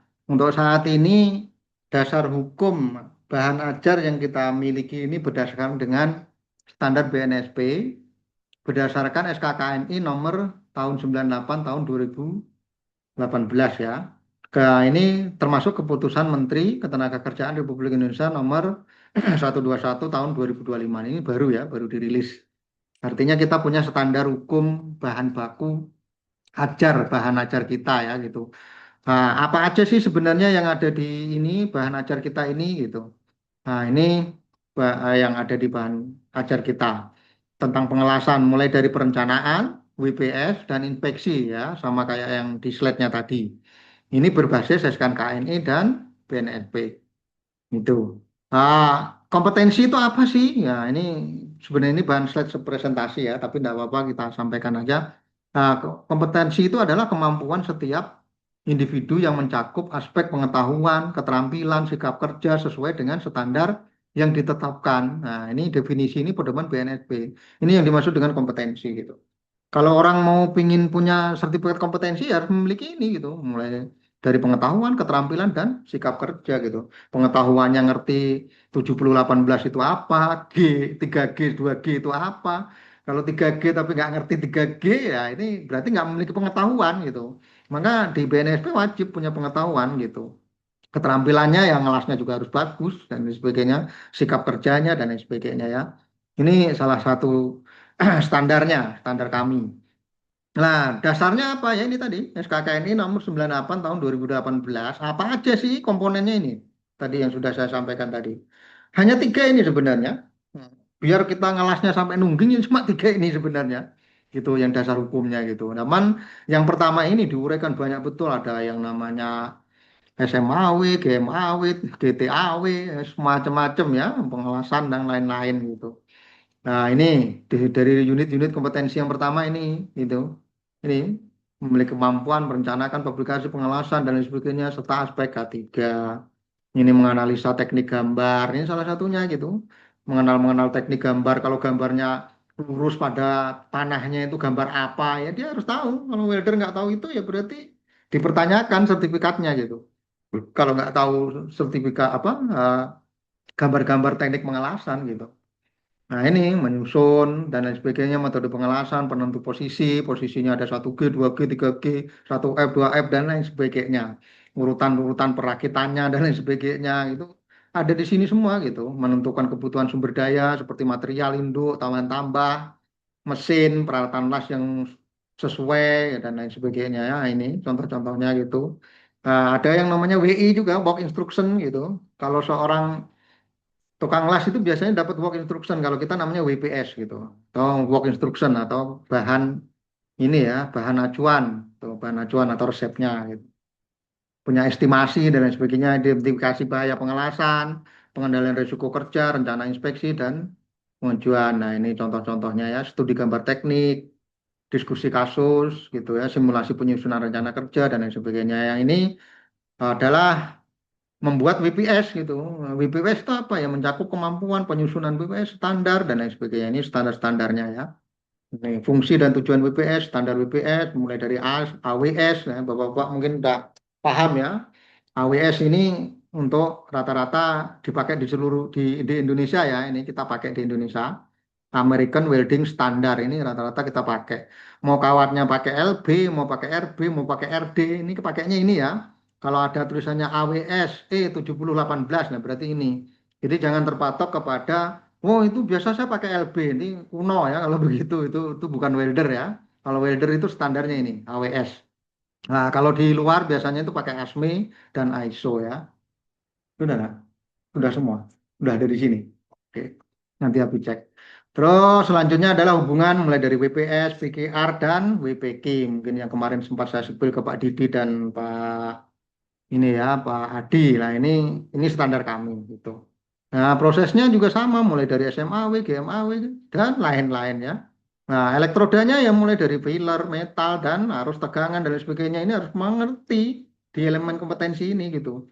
Kalau seorang welder tidak ngerti ampermu berapa, wah yang penting tak lah lengket. Nah ini bukan welder ya, itu tukang las. Bahasanya gitu. Kalau kita punya standar gitu. Nah, ya, harapan kami di TOK kami memiliki standar dan pengetahuan benar-benar mengerti gitu, bukan hanya sekedar tahu, tapi benar-benar memahami gitu. Ini elemen-elemen kompetensinya mulai dari material induk, pengelasan, desain kampuh ya. Kampuhnya itu apakah disusun berdirian atau digoyang besar-besar dan lain sebagainya, ini ada di sini ya. Ini masuk di kita kampuh ini juga gitu. Nah, ini format, nah isi, simbol-simbol teknologi ya, terminologi dan lain sebagainya, penyesuaian data teknis dan lain-lainnya gitu. Analisis kesesuaian BS, nah, berdasarkan kebutuhan produksi dan lain-lain gitu. Terus ya, biasanya kami juga melakukan ceramah teknis gitu, studi dokumen WPS gitu. Kita cek juga gitu, sesuai nggak dia melakukan pengelasan 3G pada saat dites, itu apakah sesuai apa tidak gitu. Jangan-jangan dia ngelas 3G pakai kawat 3,2, ampernya 120 ya, leleh semua ya Bapak ya, itu nggak sesuai WPS-nya gitu. Harusnya di angka 60 sampai 70 gitu. Tergantung dari teknik WPS-nya tadi. Cara membuat WPS nih biasanya Pak Didi ya yang biasa sering membuat WPS gitu. Nah itu ya dokumen-dokumen WPS-nya juga harus valid gitu, tanggalnya juga harus terkini dan lain sebagainya sesuai gitu. Evaluasi parameter dan lain sebagainya harus sesuai gitu. Ini ya bahan-bahan ajarnya, terus ini materi unit kompetensi yang selanjutnya gitu. Ini yang terakhir itu melakukan inspeksi, ini kelasnya Pak Didi ya atau teman-teman yang lain yang sudah kelasnya welding inspector atau welding engineer, welding QC gitu. Nah, ini seperti ini ya, melakukan pemeriksaan gitu, visual maupun non visual gitu, mulai radiografi maupun yang NDT ya gitu. Persyaratan-persyaratan mulai alat bantu inspeksi, pencahayaan dan lain sebagainya, jenis-jenis cacat las. Ini biasanya dipahami ya cacatnya mau undercut maupun yang lain-lain ya gitu. Terus cacat lat dan lain sebagainya, cara mengatasi dan lain sebagainya, ukuran kampuh ya misalnya ya. Bahannya kampuh itu sebenarnya bukan bahasa ini ya. Kalau menurut saya bukan bahasa sebuah organisasi, tapi bahasa penyusunan las gitu. Penyusunan las itu disebut kampuh kalau tempat kalau pemahaman saya. Nah, disusun berurutan atau bertumpuk-tumpuk itu namanya kampuh ya dalam diri kita itu keseragaman manik-manik las ya, ini masuk di area kampuh ya gitu. Nah ini kriteria-kriterianya itu apa? Ya penerimaannya dari AWS. Kalau kita masih standar AWS ya, ISO ASME ini kalau kelasnya internasional. Sebenarnya kita bisa go internasional gitu karena kita udah memenuhi standarnya. Cuman kita harus memenuhi standarnya mulai dari workshopnya, tenaga pengajarnya dan lain sebagainya. Kalau kita sudah memenuhi, ada jalannya ya. Tadi saya juga sudah sebut-sebut ke beliaunya sangat bisa Pak Sunarti, apa yang tidak bisa, yang penting sampean memenuhi syaratnya, katanya beliau seperti itu. Kami akan bantu gitu. Ya itu opportunity buat kita di dunia welding, dunia las, satu-satunya kita di Kalimantan Selatan yang memiliki standar, harusnya gitu ya arah arah apa pemikiran kita gitu. Nah, penyusunan mulai dari form inspeksi, dokumentasi, ya, rekomendasi perbaikan dan lain sebagainya. Ini seorang QC itu harus ada ini ya. Itu kalau di tempat kami. Kalau tidak punya rekomendasi perbaikan berarti ini bukan QC ya, hanya sekedar wah ini jelek coret-coret. No, tidak boleh. Kalau di tempat kami harus memiliki rekomendasi perbaikan gitu. Pakai gambar teknik namanya. Kalau ini kurang bagus digambar, oh, kamu harusnya begini, pakai begini. Itu namanya ada gambar teknik. Itu. Nah, ini contoh-contoh dokumentasi dan ini studi hasil pengawasan. Nah, mungkin sampai di sini ada pertanyaan dari Bapak-Bapak. Bahan ajar yang kita ini yang kita miliki itu seperti itu standarnya. Silakan Bapak-Bapak kalau ada pertanyaan. Tuh, sekarang cukup, Pak. Cukup, monggo. Kalau yang Ya. lain silakan. Dari Pak Tommy mungkin sekarang mulai sudah ada ini ya gambaran ya. Apa sih yang dijual sama TUK gitu ya. Sekarang udah mulai ada gambaran ya. Tinggi Pak, sudah ada gambaran sudah Pak. Sudah ada paham, sudah sambil belajar-belajar kan, tanya-tanya Pak Muniri, Pak Iskandar kan, bahkan Pak Yuda kan, sudah Hmm. 90% yang paham Pak. Tinggal eksekusinya jalan. Insya Allah paling awal bulan ini saya akan eksekusi ke sasaran alumni atau yang perusahaan-perusahaan yang akan jalan masuk ke perusahaan Pak. Oke, oke, ya. Mudah-mudahan dengan ini harapan kami juga bisa membuka wawasan kita bersama. Saya nggak pinter banget sebenarnya, tapi minimal kita diskusi di room ini agar kita membuka wawasan apa sih sebenarnya yang kita jual. Kita jual ya, kita menjual sesuatu yang ada dan bukan diadakan, tapi memang sesuatu yang sudah ada tinggal kita implementasikan. Tapi intinya adalah kita tetap komitmen menjaga kualitas tanpa ini ya, artinya tetap tanpa mengabaikan dari sisi pendapatan, tapi ya kualitas tetap kita kejar juga gitu. Itu ya mungkin yang dari saya. Mungkin dari Pak Yuda ada tambahan, walaupun baru masuk nih, agak sibuk tadi. Silakan Pak Yuda.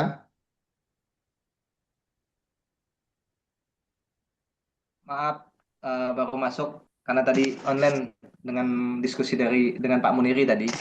Ya, silakan. Oke, Bapak sekalian terima kasih Pak Didi, Pak Adi, Pak Tommy ya. Ini Aulia Raman Pak Tommy kan? Suaranya Ini yang saya Pak. cium sekali. Ya, jadi Bapak sekalian, kalau kita ngelihat TUK transformasi ini harapannya kan dalam ekspektasi kita di semester kedua ini kita sudah mempersiapkan TOK kita itu untuk lebih fokus kepada ini ya kompetensi technical kompetensi yang berhubungan dengan las karena tetap target dari PT Transformasi Kompetensi itu kita mencoba untuk menggait pasar di Banjarmasin yang besar pada bidang pengelasan.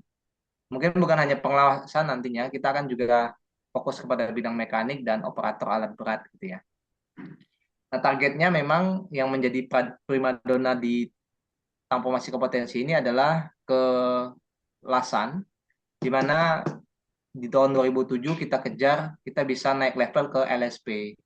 Jadi ya harus menjadi perhatian kita dan visi yang sama nih di kita semua karena saya yakin kan Pak Didi, Pak Adi itu sudah kurang lebih 1 bulan bersama dengan TKI dan juga sudah mengikuti kegiatan ini ya instruktur ya.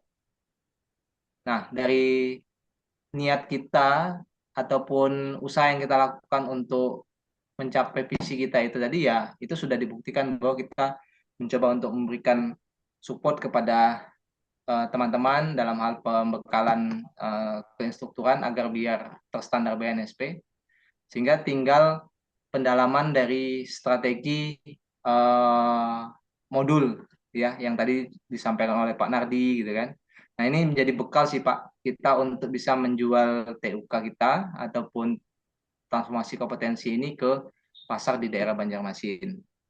Nah, tentunya dari manajemen sedang mempersiapkan strategi untuk pemenuhan hal yang lainnya, Pak. Jadi kesiapan kita saat ini kalau kita bicara masalah 4M gitu ya, men itu kita sudah siap. Ini menjadi andalan kami, Pak Didi, Pak Adi gitu kan, dan juga Pak Tommy yang harapannya nanti bisa menggait asesi-asesi fresh kayak gitu kan, untuk bisa nanti mengambil produk uji kompetensi LAS ataupun pelatihan dan pendidikan LAS. Dan kalau untuk M kedua dari sisi metode, saya yakin dengan ada yang disampaikan oleh Pak Nardi dan juga kolaborasi dengan Pak Didi kayak gitu kan dan Pak Adi, saya yakin itu akan memperkuat modul-modul yang ada nantinya sesuai dengan kebutuhan pasar. Kita lebih fleksibel lah menjual produk itu. Nah, terkait masalah yang lain, metode sudah clear, sudah itu modal kita insya Allah sudah ada, dan terakhir kita bicara masalah tempat ya, lokasi. Saya yakin di sini dengan kerjasama kita MOU dengan beberapa tempat itu nanti akan membuat kita dapat mencari lokasi yang tepat untuk melakukan uji kompetensi. Jadi semua hal yang berhubungan dengan kesiapan manajemen saya pikir sudah clear semua. Tinggal kita memberanikan diri kapan gosonya ini. Nah, harapan saya dengan nanti di koordinir oleh Pak Nardi, harapannya tim instruktur udah siap ya, dan juga kesiapan dari Pak Tommy sendiri untuk fokus kepada produk LAS itu juga harapannya bisa bisa lebih yakin gitu ya menjual ke asesi. Ya, target kita itu adalah asesi yang langsung bisa berinteraksi dengan TUK kita ya Pak ya. Itu gambaran dari saya Bapak-Bapak, semoga ini menjadi penyemangat. Kita punya target di tahun 2026 mempersiapkan infrastruktur dan insya Allah ini sudah mulai tercicili. Harapannya bulan depan itu bulan Juni itu kita sudah settle, artinya sudah mulai bergerak dari sisi pencarian atau penyebaran produk-produk kita berhubungan dengan keteknikalan. Akhir 2006 kita sudah settle, 2007 kita nanti bisa naik level. Kira-kira optimis nggak Bapak-Bapak sekalian? Optimis Pak, optimis. Optimis, Pak. Alhamdulillah. Alhamdulillah, alhamdulillah. Itu saja dari saya untuk pengantarnya, Pak. Saya kembalikan lagi ke Pak Nadi ya. Oke, baik. Terima kasih Pak Yuda. Mumpung ini masih ada jamnya juga, masih ada waktunya, sesi diskusi ini, mumpung ada juga Pak Yuda, pengambil keputusan dari manajemen kita juga ya. Silakan nanti mungkin kalau ada yang pertanyaan, misalnya mungkin terkait opportunity saya nanti kalau gabung di sini, misalnya apa sih yang saya dapat, contoh ya. Seperti itu mungkin dari teman-teman silakan, nggak apa-apa. Mungkin dari Pak ini dulu saya kasih waktu Pak eh, Tommy dulu mungkin silahkan kalau saya menjualkan produk misalnya saya mau dapat apa ya nanti gitu silahkan Pak Tommy dulu silahkan menyampaikan. Ya, kalau saya pribadi masih belum berani kan Pak, berapa-berapa kan. Kalau saya intinya membranding dulu kan, membranding, mengenalkan sambil cari target Pak. Tetap eksekusi. Kalau masalah berapa-berapanya itu sekian Pak. Intinya target capai, brandingnya naik, terus TUK-nya ada bisa mengalahkan kompetitor yang ada, bisa memberikan kualitas yang baik, itu aja Pak. Saya tujuan pertama membranding dulu, mengenalkan dulu sambil eksekusi, Pak. Baik, baik, baik. Ya, artinya di sini kalau kita bicara timeline, Pak, jangan lupa ini ada momentum yang harus kita persiapkan benar. Jadi teman-teman yang mungkin secara fungsinya nanti ya mungkin Pak Tommy sebagai support marketing ya dan PR, betul strategi branding itu penting. Namun pastikan kita punya timeline-nya dan punya target ukurnya biar kita tahu nih ini sebenarnya yang kita lakukan ini sudah tercapai seperti apa. Nah, ini nanti bisa didiskusikan lebih teknis di sesi strategi marketing baik itu digital ataupun untuk yang offline juga gitu ya.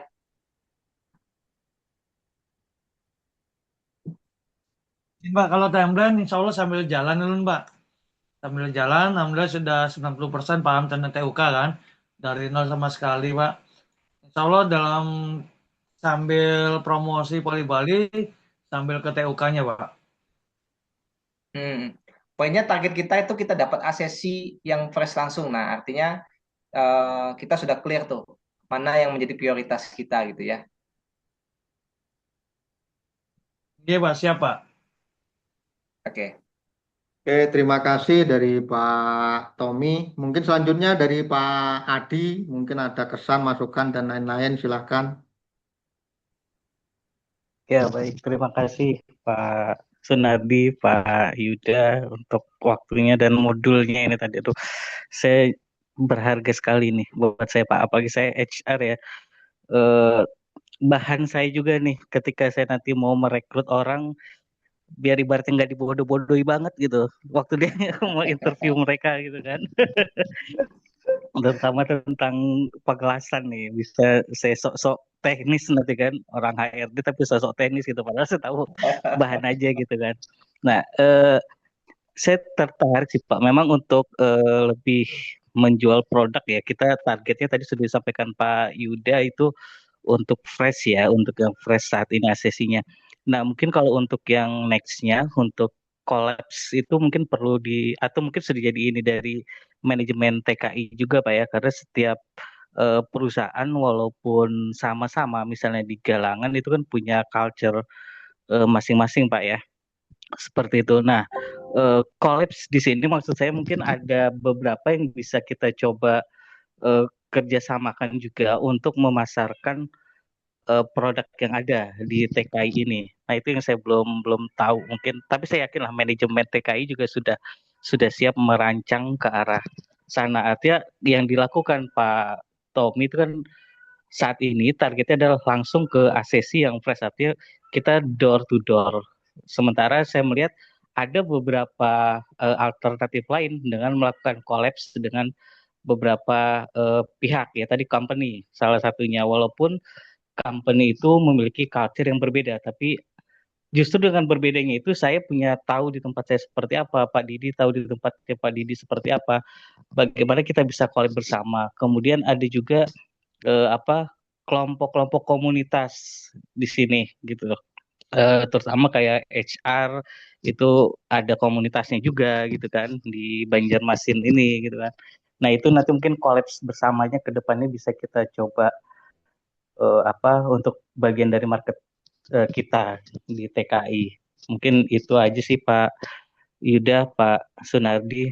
Terima kasih banyak saya bisa bertemu bapak-bapak ini yang luar biasa ilmu-ilmunya. Sama-sama. Baik Pak Adi, baik. Good Pak, memang ada beberapa apa ya strategi ya di bisnis itu dia ada nama CGR Pak, Customer Response Management. Jadi dia melihat bahwa potensi manajemen potensi customer itu apa saja gitu. Nah betul kalau kita lihat bicara masalah collab ya, artinya kerjasama. Uh, akan kalau konteksnya adalah perusahaan, tentunya dari sisi perusahaan itu lebih lincah karena dia berdasarkan basis kebutuhan aktual. Yang dia butuhkan kapasitas langsung kan. Tapi kalau untuk pendidikan itu kita mengisi kapasitas. Kalau untuk perusahaan itu dia harus punya kapasitas gitu. Orang kalau misalnya direkrut, mungkin bagus juga tuh tadi tuh yang saya coba tangkap dari Pak Adi. Siapa tahu dengan Pak Adi apa namanya punya mindset ke TKI kan orang yang mau melamar bilang aja harus dapat surat rekomendasi dari TKI gitu. Nah, kan itu mantap itu. Artinya Iya. dia nanti akan berusaha untuk mencari informasi TKI itu seperti apa gitu kan sebagai salah satu eh, indikator menunjukkan dia kapasitasnya sudah diakui oleh misalnya perusahaan yang saat ini adalah Logo Patmolo gitu kan. Nah, sebenarnya itu akan masuk kepada sisi ini sih apa namanya pasca ketika kita MOU-an gitu ya. Oh, iya. MOU. Nah, saran saya ketika memang ada kesempatan untuk melakukan MOU, saya yakin Pak Nardi juga punya waktu untuk bertemu dengan pihak perusahaan gitu kan. Dan mungkin kalau memang ada pelatihan internal yang di custom gitu, ya Pak Nardi ya, itu sangat mungkin loh. Artinya Pak Nardi sebagai apa namanya kayak semacam mentor yang nanti akan membantu perusahaan misalnya Nogopat Molo untuk menyusun kurikulum gitu. Kurikulum berdasarkan Hmm. kebutuhan. Nah, itu kan di kita kan sudah belajar ini kan apa namanya sudah banyak tahu tentang instruktur TOT 4 kan. Hmm. Jadi kita secara makro tuh kita bisa bekerja sama, kita buat konsep sendiri, pelatihan sendiri. Mungkin secara produk umum kita ada, tetapi produk custom itu berdasarkan kebutuhan perusahaan. Tinggal dipertemukan aja nih Pak. Dipertemukan dengan orang training ataupun memang manajemen yang punya apa ya kepentingan untuk meningkatkan kompetensi pengawasan di situ, bangun kurikulum bersama. Itu 3 bulan clear insya Allah. Mungkin lebih cepat gitu. Karena sebenarnya hampir sama-sama saja kan. Cuma mungkin dari sisi proses di organisasinya berbeda. Kayak di Triveni dengan sorry pertambangan dengan perkapalan mungkin apa namanya objeknya berbeda gitu kan. Tapi kalau cara pengerjaannya sebenarnya sama gitu. Tinggal teknik dan triknya aja. Kita mungkin ngasih sarannya di percepatan sih ya. Gimana caranya orang ini bisa paham cepat kayak gitu. Itu sih Oke. saya menyambung masalah collab tadi. Jadi tindak lanjutin aja Pak dalam konteks dipertemukan dengan PIC di sana, tawarkan yuk kita buat kurikulum bersama TKI yuk, khusus untuk Nogopat Molo gitu. Hmm. Gitu. Ya. Itu akan sangat gitu apa namanya. Kalaupun nanti ada karyawan yang pertama kali mau join, masuk dulu ke kelas pemagangan apa namanya kurikulumnya yang sudah dibuat di Nogopat Molo, ya itu akan lebih bagus lagi. Jadi namanya pembekalan awal kan Hmm. sebelum bekerja. Dari sisi safety pasti akan naik tuh rate-nya tuh. Punya kurikulum. Oh, iya. Oke. Terima kasih Pak Yuda, Sama-sama Pak Pak, Sunardi. sama-sama. Oke, terima kasih Pak Adi, sangat luar biasa dan mudah-mudahan kita bisa implementasikan secara manajemen kami siap ya untuk kolaborasi dari kurikulum, penyamaan dan lain sebagainya. Nanti insya Allah saya siap membantu ke situ ya gitu. Kalau ada sesi diskusi mungkin online dulu, habis itu baru ketemu offline, membangun apa? Membangun sebuah ini ya, membangun sebuah komunitas. Akhirnya ujung-ujungnya kita menjadi kolaborasi ya, monggo gitu. Karena menurut pengalaman saya pribadi, mulai dari dunia tambang, mineral maupun coal ya, itu ya gitu-gitu aja. Kalau dunia las itu ya sama aja, ngelasnya gitu-gitu aja. Cuman biasanya karena berebut kue ya, biasanya ya ini wilayahku, maka kamu harus pakai punyaku Nah, gitu. itu. Itu biasanya Nah, biasa itu Pak. terjadi ya. Nah, itu biasa terjadi, Betul. tapi sebenarnya sama ya. Saya ngelas pipa itu dipakai welder apa migas ya gitu juga gitu loh. Tapi ketika ketemu sama orang perkapalan pakai ABS juga sama, penembusan juga sama. Kawatnya yang dipakai AWS yang sama gitu ya. Ya 7016 dan 7018 untuk rod dan pilar cappingnya ya sama sebenarnya, cuma beda beda apa ya beda ego itu kalau menurut saya itu ya. Made in siapa gitu ya. Ya, made in siapa gitu, mungkin itu. Kalau Betul, kolaborasi betul. mungkin akan lebih bagus dan kita menempatkan diri posisi di middle aja. Nggak usah berkonflik, tapi kita ini apa berjabat Betul. tangan kan gitu. Nah, mungkin dari Pak Didi, monggo silahkan saran dan masukannya kami sangat buka dan open. Monggo Pak Didi. Oke, ya Pak. Jadi apa namanya cuman ini aja. Kalau saya lihat tadi kan yang disampaikan dari masukan Kenogota itu bagus Pak. Jadi kebetulan kan gini, saya mau coba juga Pak di DML Pak.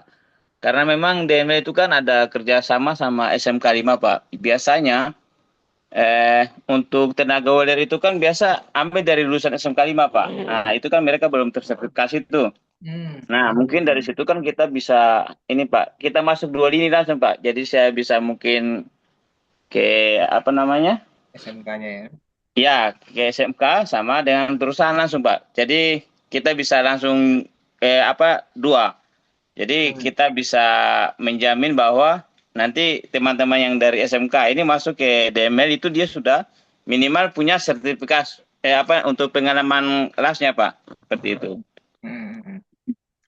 Itu sih rencana yang kemarin saya udah ngomong juga sama ada manajer kursi kita. Saya sudah waktu Pak Munir kirim brosur, saya sudah ini juga Pak. Saya sudah speak juga. Jadi kata dia sudah nanti kita duduk bareng lagi kan. Baru setelah itu mungkin baru kita ke pimpinan Pak mungkin. Siap. Iya.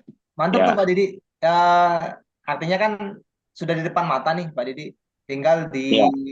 mungkin kalau saya sarankan dengan timing yang tepat nanti dengan Pak Nadi di SMK 5. Artinya kan kalau SMK 5 ini sudah jadi ibaratnya kantongnya apa namanya? Kantongnya DML ya.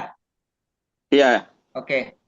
Jadi bisa dipertemukan dengan bidang kurikulumnya di situ, Pak. Artinya di sini diperkenalkan terlebih dulu biar nanti Pak Nadi bisa memberikan wacana gitu kan tentang standar kompetensinya gitu sehingga mereka termotivasi ketika nanti dari DML sudah menekankan dia tidak terkejut lagi dan tahu harus kemana gitu maksudnya. Iya, betul Pak. Paralel Iya. mungkin nanti secara di DML-nya sendiri bisa dibuat janjian pertemuan untuk diskusi dan mungkin juga naik level penyusunan kurikulum berbasis kompetensi yang dibutuhkan oleh pihak DML. Siapa? Ya, sedikit nambahkan Pak, Oh ya. SMK 5 itu ada LSP-nya Pak. Jadi mungkin bisa ini juga ya, namanya LSP SMK 5 itu ada. Kemudian di Politeknik Banjarmasin, Poliban juga ada. Jadi mungkin saya nggak tahu nanti teknisnya seperti apa, cuma info aja di SMK 5 ada LSP-nya. Tapi kayaknya ini mereka belum punya sertifikasi loh. Nah, kurang tahu Pak. Kalau itu karena tahun kemarin kita sempat ketemu sama orang LSP-nya dari Itu SMK 5. Punya sekolah Pak ya? Iya betul, dari sekolah. Dia tempatnya tuh di sebelah kiri paling ujung itu. Tempat mereka ininya. Kantornya lah. Nanti Bisa digali info lagi sama Pak Didi. Iya betul. Jadi kalau LSP itu berarti LSP tingkat 1 dia Pak. LSP tingkat 1 memang untuk pendidikan atau perusahaan itu kan ada LSP sendiri. Cuman kalau saya cek di BNSP, LSP itu kan ada LSP yang aktif Pak. Pak Adi, Pak Didi. Ada yang LSP yang tidak aktif. Seingat saya saat ini yang masih aktif perizinannya itu hanya ada di Poli Bali. Poli apa? Poliban. Ya, yang statusnya masih aktif. Nah, yang lainnya itu statusnya dibekukan. Nah, bisa jadi itu ada, tetapi dibekukan. Nah, biasanya konsep pembukaan tuh gara-gara kurikulumnya tidak terupdate, Pak. Ataupun dia tidak melaporkan. Nah, ini opportunity juga. Sebenarnya sih itu poinnya peluang, adalah betul. Kita membangun, malah kalau ada LSP, ya tinggal masuk ke LSP-nya.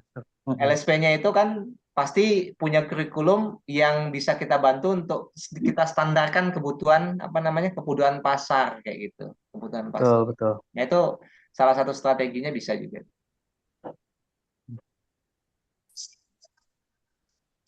Nah, rekan sekalian, saya sedikit kasih gambaran. Harapan saya Pak Adi, Pak Didi sebagai praktisi dan juga harapan instruktur ketika nanti kita proses berjalan, ini kan memang ada dua nih.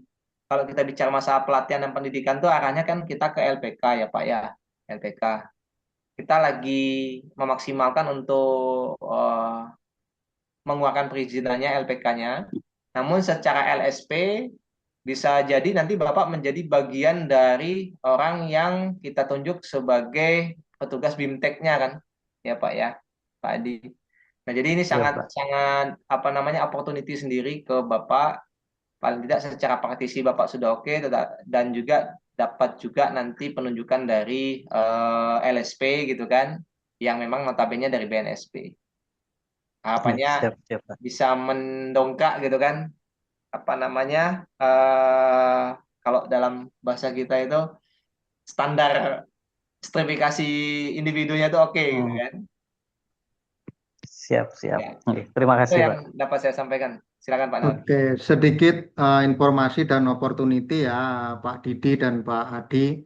Untuk L apa ya level 4 instruktur itu kan standarnya sudah membuat kurikulum ya Bapak. Misalnya nanti sesuai dengan unit kompetensinya Bapak, ini kan sudah resmi keluar nanti sertifikatnya setelah saya akses kemarin. Ya silakan kalau mau bikin-bikin webinar atau apa dan lain sebagainya menyesuaikan kompetensinya. Nanti monggo pakai TOK kita dengan apa SKS tersendiri ya. Misalnya nanti kalau webinar itu biasanya nanti ya minimal 60-70% si webinarnya yang mendapatkan haknya ya. 30%-nya dipotong kita untuk pajaknya bahasanya gitu.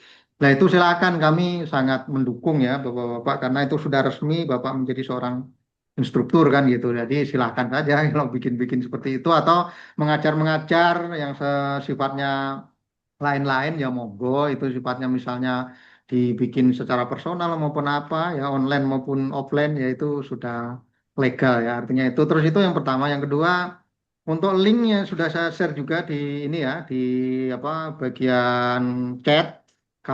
Begitu juga nanti saya juga chat secara pribadi juga siapa tahu belum bisa dibuka dan lain sebagainya linknya sudah saya buka akses silahkan nanti di Hah? akses Sudah, monggo ya sudah nanti Pak. siap untuk di apa dipelajari atau minimal jadikan bahan kurikulum eh, bahan ajar misalnya kayak seperti tadi Pak Tommy mau dipandukan dengan yang lain yuk silahkan monggo dengan sangat bagus ya artinya silahkan saja. Kecuali yang bahan ajar BNSP jangan dikutik-kutik karena itu aturan baku ya jadi itu tidak boleh diapa-apain karena itu hanya seorang asesor BNSP yang boleh membuat kurikulumnya itu dan itu makanya tertera nama saya ya di situ.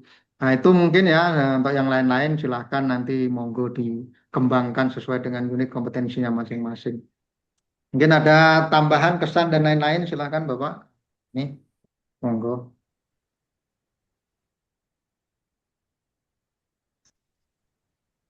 Cukup Pak dari saya Pak. Terima kasih banyak Pak.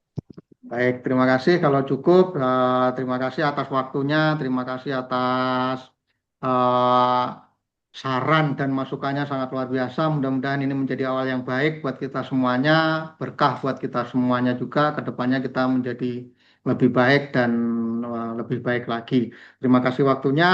Mudah-mudahan apa yang kita bicarakan, apa yang kita sampaikan di hari ini bermanfaat untuk diri kita sendiri maupun kepada orang lain karena kita punya tujuan yang mulia memintarkan orang, memandikan orang, mensertifikasi orang, memberikan peluang kepada mereka bahwa harapannya dengan lewat kita kita bisa memberikan jalan yang lebih baik, yang belum bekerja kita sertifikasi, kita jadikan orang bisa bekerja dan lain sebagainya. Harapannya itu menjadi nilai yang budi luhur buat kita di dunia maupun di akhirat. Harapannya seperti itu yang dapat kita sampaikan. Terima kasih atas waktu dan kesempatannya.